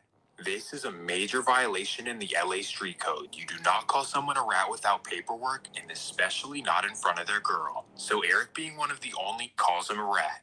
This is a major violation in the LA street code. You do not call someone a rat without paperwork, and especially not in front of... Why, when they put his girl, why they put Tania up there? What does Tania have to do with anything? Their girl. So Eric, being one of the only actual steppers from the rolling 60s, he feels completely played and wants to do something to Nipsey. So long story short, he goes to his car, grabs his Blake, and walks back to the block. Then in front of an entire crowd of rolling 60s members, he walks right up to Nipsey and lets him have it. After emptying his clip, he simply walks away as Nipsey's friends are frozen in shock. And because of how quickly and emotionally this happened, Bricc realizes that if he was there, he could have calmed down Eric and made everything okay.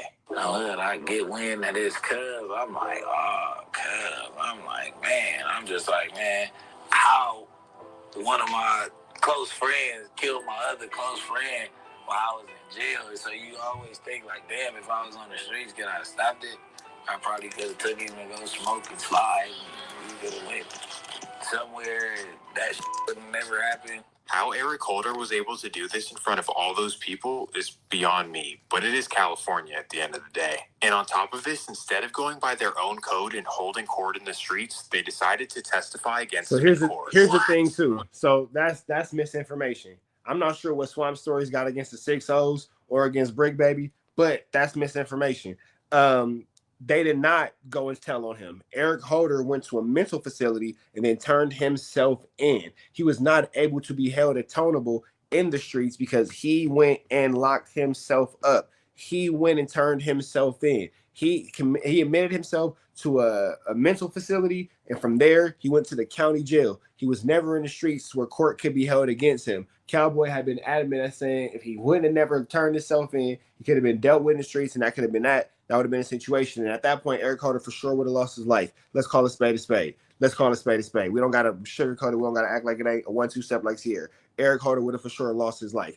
He turned himself in. and he didn't deal with the consequences of the streets. He chose to cow his way out in so many different ways and so many different attributes and so many different aspects. So don't go into this whole, oh, well, California niggas ain't this, California niggas ain't that. That's misinformation, Swamp Stories. You ain't telling that story correctly, bro. I've now learned doing this for a few years is that all of these LA street codes that they all say they abide by are pretty much never enforced, or at least they pick and choose who they want to enforce them on, and on top of this, they're always contradicting themselves. But either way, we move on to another rapper loss that involves the Rolling 60s, and that takes us right back to Atlanta, Georgia. As we all know, in the summer of 2020, Chicago rapper King Von would start an internet beef with Baton Rouge's NBA YoungBoy. I guess it started over a girl, but for the sake of the video, the details don't really matter. She's pretty. Well, because of YoungBoy's close friendship with Rolling 60s rapper Quando Rondo, he was implicated in the beef as well. So for months, Von would instigate the beef and they would go back and forth online. Then eventually, Von would take the internet beef to the streets. On the night of November 6, 2020, Quando Rondo and his friend Lil Tim would be at a lounge in Atlanta. Von, who now happened to be living in Atlanta as well, would get word of this and he would pull up to the lounge. So while Lil Tim is sitting in the Escalade and Quando Rondo is standing outside, King Von would pull up on him and start whooping his ass. As soon as Tim sees what's going on and Quando's on the ground surrounded by the Chicago goons, he lets off. Bam. But here goes the thing too, though. If I'm with my homies and one of them got Blick on them and they can get away with having Blick on them, even if they can't get away with having Blick on them, and I'm getting my feet whooped, you better believe it. You better believe it. You better believe it. My money don't fold. It's going to get UGLY and I'm going to have an alibi. It's ugly. Yeah, it's ugly. I hate to say it, but if the shoe would have been on the other foot and they would have unaligned Quando Rondo, King Von would be looked at like a legend. He would be, oh, King Von was just a more popular of the two in that situation. God bless the dead and all parties involved. But, you know, do what you got to do. Atlanta police say 2 people are dead after an officer-involved shooting here on Trinity Avenue in downtown. As dawn turned to daylight, you could make out dozens of evidence markers. GBI crime scene investigators combing the scene. It hurt us. It hurt us a lot. I cried. Some of my friends cried. He had a big influence on us. A really big influence. Obviously, this was a monumental moment in rap history as one artist lost his life to another. And unfortunately, everyone in the industry and the streets started picking sides. You're either on Von and Lil Durk's side, or you're on Quando and YoungBoy's side. There's no in between. Well, despite the fact that Von initiated all of this, and Quando's side arguably did nothing wrong, everyone was choosing Durk's side. This was so big that even Spotify and Apple Music are accused of taking Durk's side and blackballing Quando and YoungBoy. He literally told me, he said, Apple blackballing Quando. He said, I talked to the people at Spotify, because you know Quando was signed to me. He said, they say they can't put him on so-and-so. It was either Apple or Spotify that said, they said, we can't put him on so-and-so because the other guy don't with him, and he ain't gonna with us. So basically, he was saying that Durk either told Spotify or Apple that, yo, if y'all with that guy, I ain't gonna with y'all. So basically, they were picking sides, right? All the guys who always talk about the street code, the street code, the street code. Well, I guess it doesn't apply to this situation. King Von and his crew initiated the beef, and Lil Tim stood up for his friend. What goes against the street code at all? But like I said, with the streets picking and choosing what's okay, because Von and Durk were the popular artists, everyone went against Quando and Tim. The game ain't acting like they're picking favorites, not standing on how the streets normally supposed to treat that. You're supposed to treat that as, all right, it is what it is. Now, of course, this is all the industry, so let's go back to the real streets. And when I say real streets, I'm talking about Bricc Baby. All of this went down while Bricc Baby was in prison about a year before his release. Regardless, though, upon his release, a lot of people were curious where his loyalties would lie. Are you loyal to your buddy Durk or to the Rolling 60s, specifically the set that you brought to Georgia? Now, according to the LA Street Code... Hey, now that is irony. Where does your loyalty lie? To the set that made you or to the set that you made? Barnacles. You're never supposed to go against your own gang, because at that point, what's the point of even being in it? When you're constantly talking about on 6-0 and on hood and riding and being loyal for the set, there's No way you can cross your own flag. However, when it comes to your millionaire friend, all of that goes out the window. Right after his prison release, Bricc Baby goes on No Jumper and lets the world know where he stands. You know what I'm saying? Like Quando Rondo. You're not Boy, stop. Well, that's gotta be weird for you because you with Dirk so much. It ain't weird for me. Yeah. It ain't weird for me at all. That's good. You know what I'm saying? You're not from Rolling 60s. Oh, really? You're not from LA Rolling 60s. You're not from Rolling 60s. Oh, really? But see, here go the thing, to tell somebody, well, you ain't from LA rolling 60s, you not blah, blah, blah. When you are self-proclaimed the one about the 60s to Atlanta, it's kind of a contradicting statement. You can't discredit somebody. You can't discredit somebody for not being from LA, but they from the place that you brought it to. That's barnacles. From LA Rolling 60s. You're not from Rolling 60s. Wait. All those years of putting people on in Georgia and spreading the 60s out there. Hey, me and Swamp Stories have a very similar way of thinking. Y'all think I'm Swamp Stories in real life? Narrative, Rich Trappers really Swamp Stories. And you don't even respect them as Rolling 60s? That makes no sense. That is the dumbest reason to say that you're not rocking with Quando, because he's not from LA and he's from Georgia. That makes no sense. So to all the Rolling 60s out there that aren't in LA, see this and understand that the guys in LA do not respect you. So just understand that. And that's... Don't think the guys in LA don't respect you. Swamp Stories has an issue with Bricc Baby, so he's making it a little bit personal. That's one person's opinion. One person doesn't speak for the majority. Not to mention that the guys out of state are probably more active, because in LA, they're just squabbling and catching fades and hanging out in front of their $1 million hoods where nothing happens and they talk about how crazy it is. That's actually not true, and if you think that that's true, you should probably go to LA and figure it out, and you'll learn a hard lesson. But the point is that Bricc Baby did the unthinkable and went against his own flag for his millionaire friend, going against everything he's ever said he stood for. And that just shows you the true character of Bricc Baby, just grimy and slimy. You really from the trenches and you showing love, cause we not gonna get on your ass. You get what I'm saying? Cause you got it like how we got it. Cause you got it like how we got it. Cause you got it like how we got it. It's these pretending ass niggas. You don't have a hood that you taking care of. You're not from the hood. You're not from the hood. You're not from the hood. You're not from the hood. You're not from the hood. So now that we know where Bricc Baby stands, let's focus back on the beef between Lil Durk and Quando. From all accounts, Quando and the Savannah Rolling 60s never wanted beef with Vaughn and really never wanted this to happen at all. And despite the fact that all Lil Tim did was defend his friend, Lil Durk still wants get back for Vaughn. Well, given that Durk lives in Atlanta and Quando and his boys are only a few hours away, you'd think that he'd send a hit to Savannah. But because Quando and his boys would have home field advantage, and it's the South... Yeah, you don't want to send no hit to Savannah, big dog. If you ain't from Savannah, you don't want to send no hit to Savannah. They're going to Swiss cheese you up. You going to send them shooters down there, and they're going to send them shooters right back to you in a box. Where everyone's packing heat, it's not necessarily an easy hit. But instead, Durk waits patiently for them to go to a particular city, a city where he knows he can get them gone. This, of course, would be the city of Los Angeles, which for 3 reasons would be the perfect place for him to do it. If Quando and his boys are in LA, they have no home field advantage. In fact, they probably don't know where they are at any time. And secondly, they won't be strapped, because the laws in California make it pretty much impossible to do so. And the third reason? None other than Bricc Baby. As we know, Bricc Baby is the king of hawking down rappers as soon as they touch down in the city. And not only can he give you Quando's exact location, but he can also supply you with what you need. You know, them things. Well, from what the FBI states, Lil Durk waits patiently for Quando and his boys to go to LA. And that day would finally come, nearly 2 years after the demise of Vaughn, August 18th, 2022. It's a regular morning like any other when Lil Durk gets a call from an unknown source informing him of Quando's presence in LA. This is the opportunity he's been waiting for, so he seizes it and he quickly calls an OTF member by the name of Vonnie. OTF Vonnie, whose real name is Kavon Grant, is a certified stepper from Detroit who's known for getting things done. So as soon as Durk gets the information on Quando, he calls up Vonnie and has him fly on his private jet to come meet him. So according to investigators from here, Durk and Vonnie have a meeting where they discuss what needs to be done. And because of Vonnie's reputation for... Now, yeah, I mean, I believe that Swamp Stories is pretty accurate, but you can just tell where his own personal bias comes in, as we all have personal bias. Allegedly getting people slumped, he's tasked with handling all the logistics. This includes booking flights, hotel rooms, rental cars, and basically handling everything that needs to be done.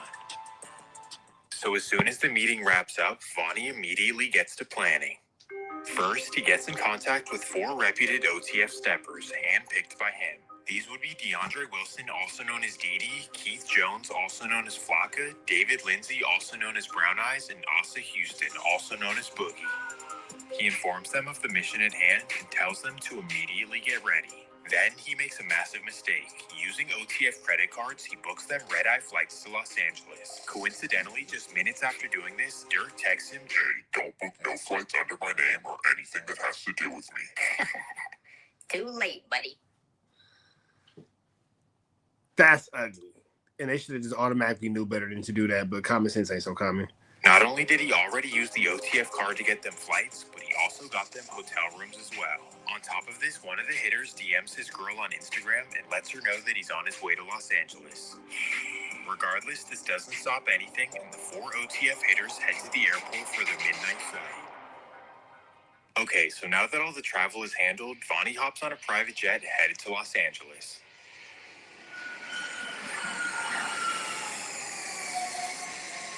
He touches down in the early morning, and now it's time for him to get everything together. August 19th, 2022, 7 a.m. Vonnie takes an Uber to a luxury car rental and gets a BMW M5 and an Infiniti G37.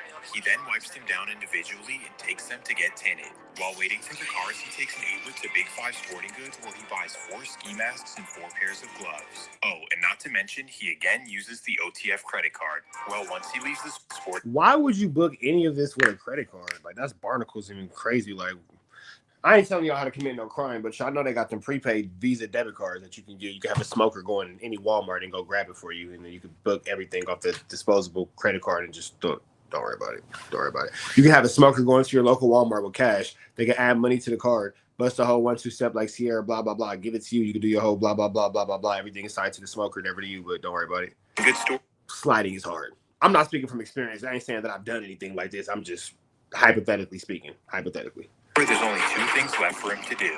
First, he needs some blicks. Secondly, he needs to find out exactly where Quando Rondo is. And here is where 2 new mystery men come into the picture. Known to the FBI as Co-Conspirator 2 and Co-Conspirator 4. Well, after the rental cars are ready, Vonnie meets up with Co-Conspirator 2. And when they meet up, number 2 hands him a duffel bag full of... So they go their separate ways, and Vonnie... You actually don't need a plane. You actually do not need... free game. You actually do not need an ID to get on a plane. How do you get around a plane? How do you get around an ID? Let's say that I want to book a flight under the name John Smith. All I need is a debit card and a piece of mail with something of the name John Smith, or 3 pieces of mail with the name John Smith. They could be junk mail. It could be anything. It just has to have something of the name John Smith. Have I ever traveled without an ID? Yes, I have. Plenty of times. Plenty of times. If you have a debit card with the name of the person that you have booked that flight under and you have some mail, they will let you on that plane. I'm not telling you what I heard. I ain't telling you what I think. I'm telling you what I did. I'm telling you what I did. Get your ass on that plane. They will let you on. All you got to do is have 3 pieces of mail, or have a debit card or anything like that. They'll let your ass on. Because you got to think, what if you went to New York and you came from LA and you lost your ID? I've done it plenty of times. Now they're gonna send you through an additional screening process for sure, so they don't have no wooty bams and woo wops on you. But they're gonna let you through. I promise you, they're gonna let you through. Now meets up with number 4. Together they go over strategy, and number 4 tells him to follow him. He'll take him exactly to Quando's location. Ooh-wee, it's really about to happen. And now they go to the hotel to pick up. I lived an interesting life in the past life. Y'all see, I had to take the tape off the thumb. The thumb is landed. It's getting better though. The swelling went down tremendously. But I lived a life once upon a time. Don't worry about it. The rest of the hitters.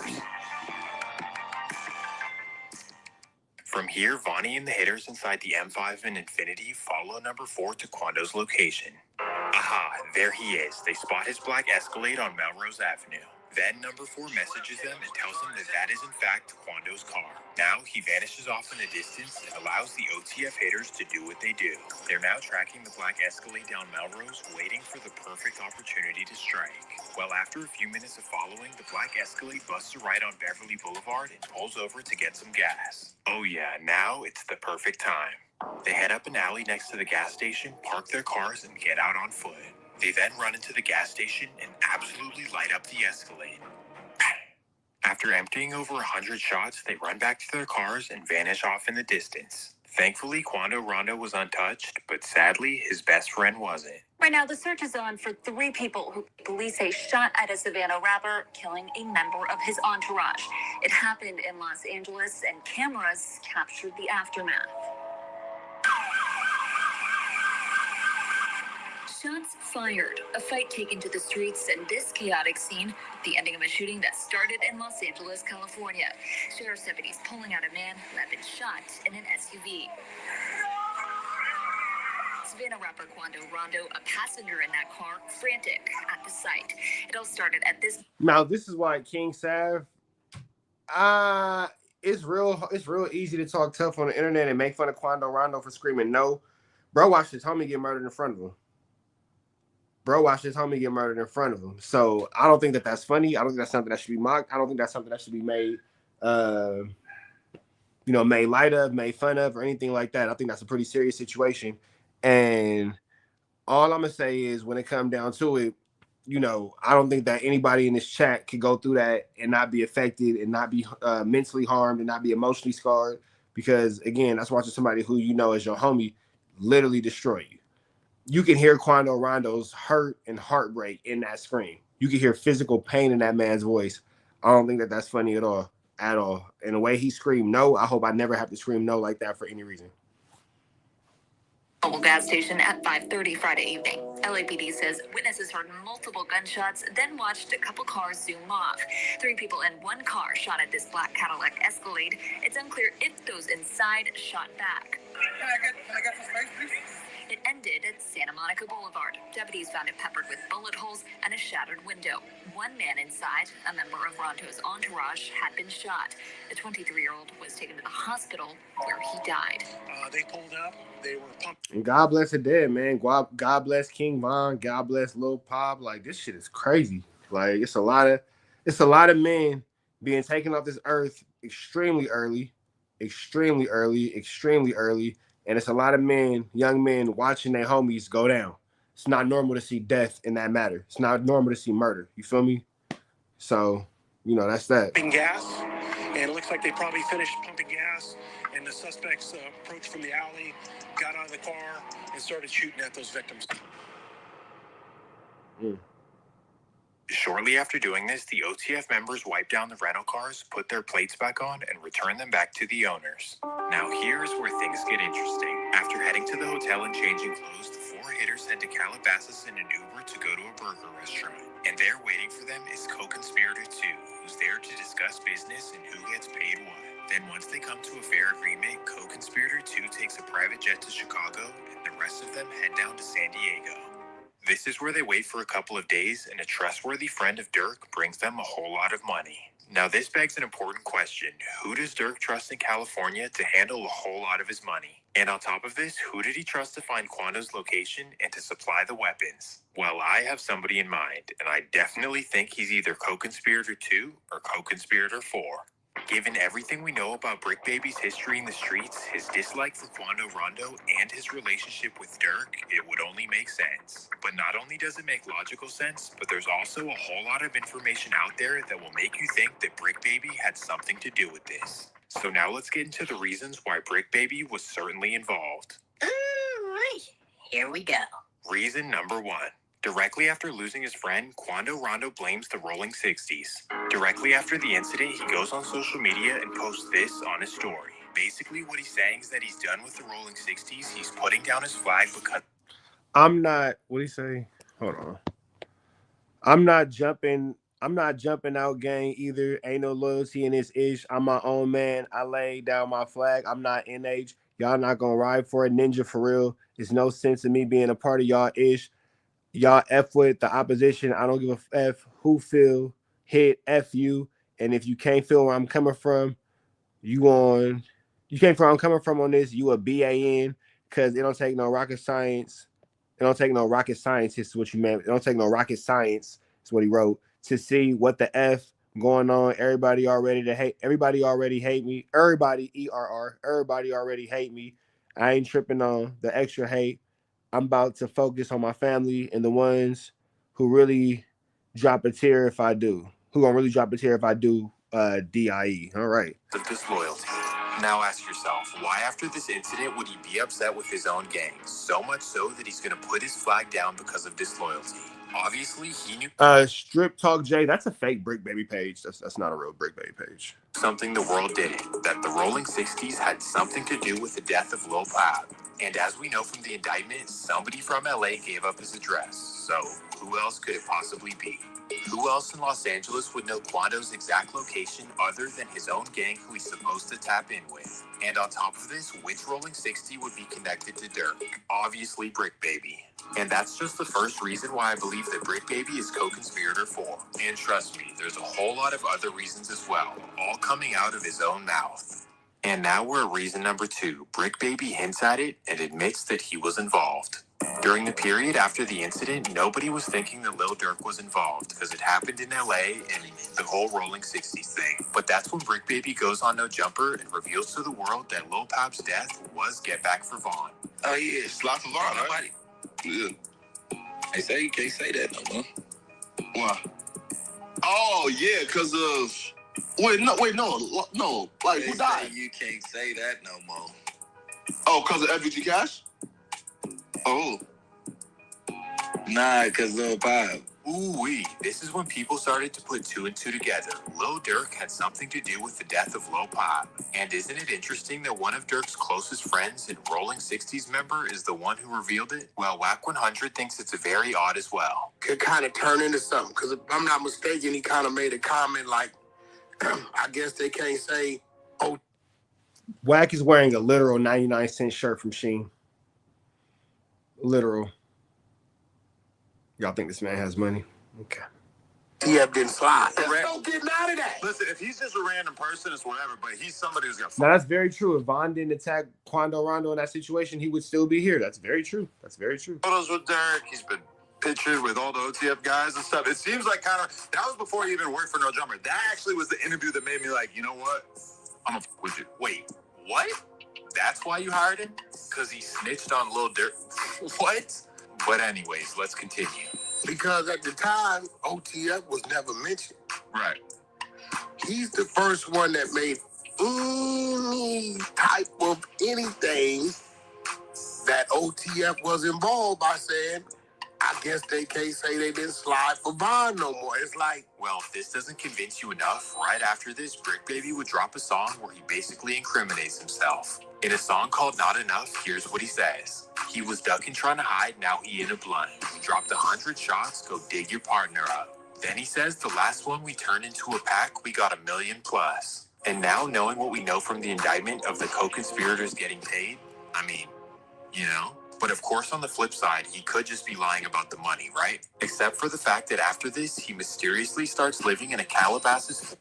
Is it the King Palm freebie? It is the King Palm freebie. Hilarious. It is the King Palm freebie. I am her king. I am his queen. That one, the extra freebie.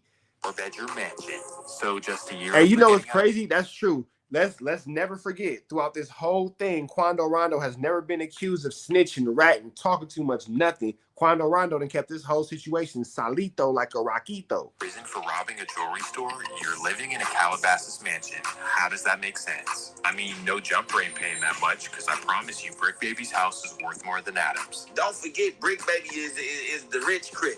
Okay, so let's get back on track. The No Jumper interview where he reveals that the Lil Pab situation was Get Back for Vaughn, that was in February. And strangely, just a couple weeks later in March, the feds start tracking Bricc Baby's every move. In fact, they even spy on him for 4 months straight. So now you was getting followed for 4 months? It was 4 months. Hell yeah. The only thing you told me is that they were following you back and forth from your house to here. And that kind of tripped me out. I'm like, wow, so these fools are just like parked outside sometimes and we just don't even know? And low grandma van, like soccer vans and shit. And after 4 months of spying on him, they finally raid his house in the middle of the night. Yep, on June 25th, 2023, his Calabasas mansion was raided and they found an AK-47. Now, generally, this isn't that serious, but given that he's a 4-time felon, This is no joke. In fact, just like Cribmac, he was facing up to 15 years in prison.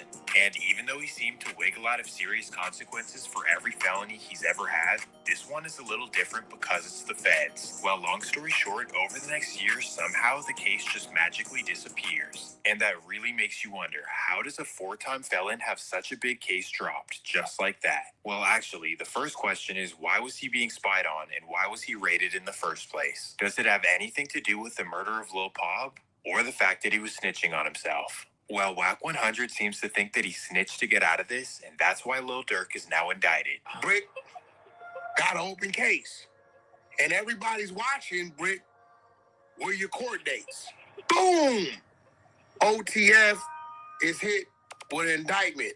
And even if Bricc didn't actually snitch, WACK says that he could be the reason that the feds even look Lil Durk's direction. Now, But here's the thing, though. We know that WACK is confidential source number 2 bad. We all know that he's a snitch.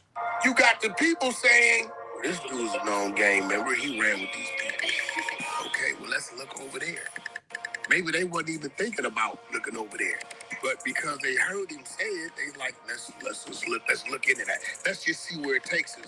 And they might have looked at one dude, grabbed at one dude from what they heard, and the one dude went bad and fed him everything else. So, okay, so let's now play devil's advocate, right? Let's assume that Bricc Baby had nothing to do with the death of Lil Pop and that he's not a snitch. And if that's actually the case, please explain these 2 reactions. This was his live reaction to receiving the news that the 4 OTF members were indicted. This is crazy. Hang on, wait. Yeah, that's it. Wait, was this an attempt or an alleged attempt? He's dead. No, Quando. Yeah, Lil Pop is his man. His man's dead. But his boy, but he didn't get hit. Nah, Quando's fine. So they got his boy instead. His boy is dead. But were they alleged to try to get him too? Yeah, he was there. So, but was he the intended target? I don't know, bro. See, this is how you need to be when you sit down with Diddy's bodyguard. Yeah. Or, sorry, with Biggie's bodyguard. See, this is good. This is exactly I'm the getting kind a free lesson here as well. Yeah. So essentially, Thank you for that, by the way. 1,000. I appreciate it. Got you, my buddy. So this dude, Quando Rondo, he's an artist that was affiliated with the dude that had killed King Von. So, and this was allegedly a retaliation for that. What I'm about to say, nah, that's crazy. So the feds charged an indictment with unsealed. It said was unsealed Thursday in the U.S. District Court in Los Angeles are combined under DeAndre Wilson, Q Jones, David Bryan, and Asa Houston. I don't know, maybe I'm looking too deeply into it, but he seems nervous. And to make matters even worse, he says that giving up Quando's location for Lil Durk is something that he would actually do. Like, why would you say that? Then there's people like, you lined up somebody from your hood. Like, listen, I didn't do shit. But at the end of the day, what's wrong with giving my friend the address? Oh, this is my boy. He lost his boy. Who did it could be around.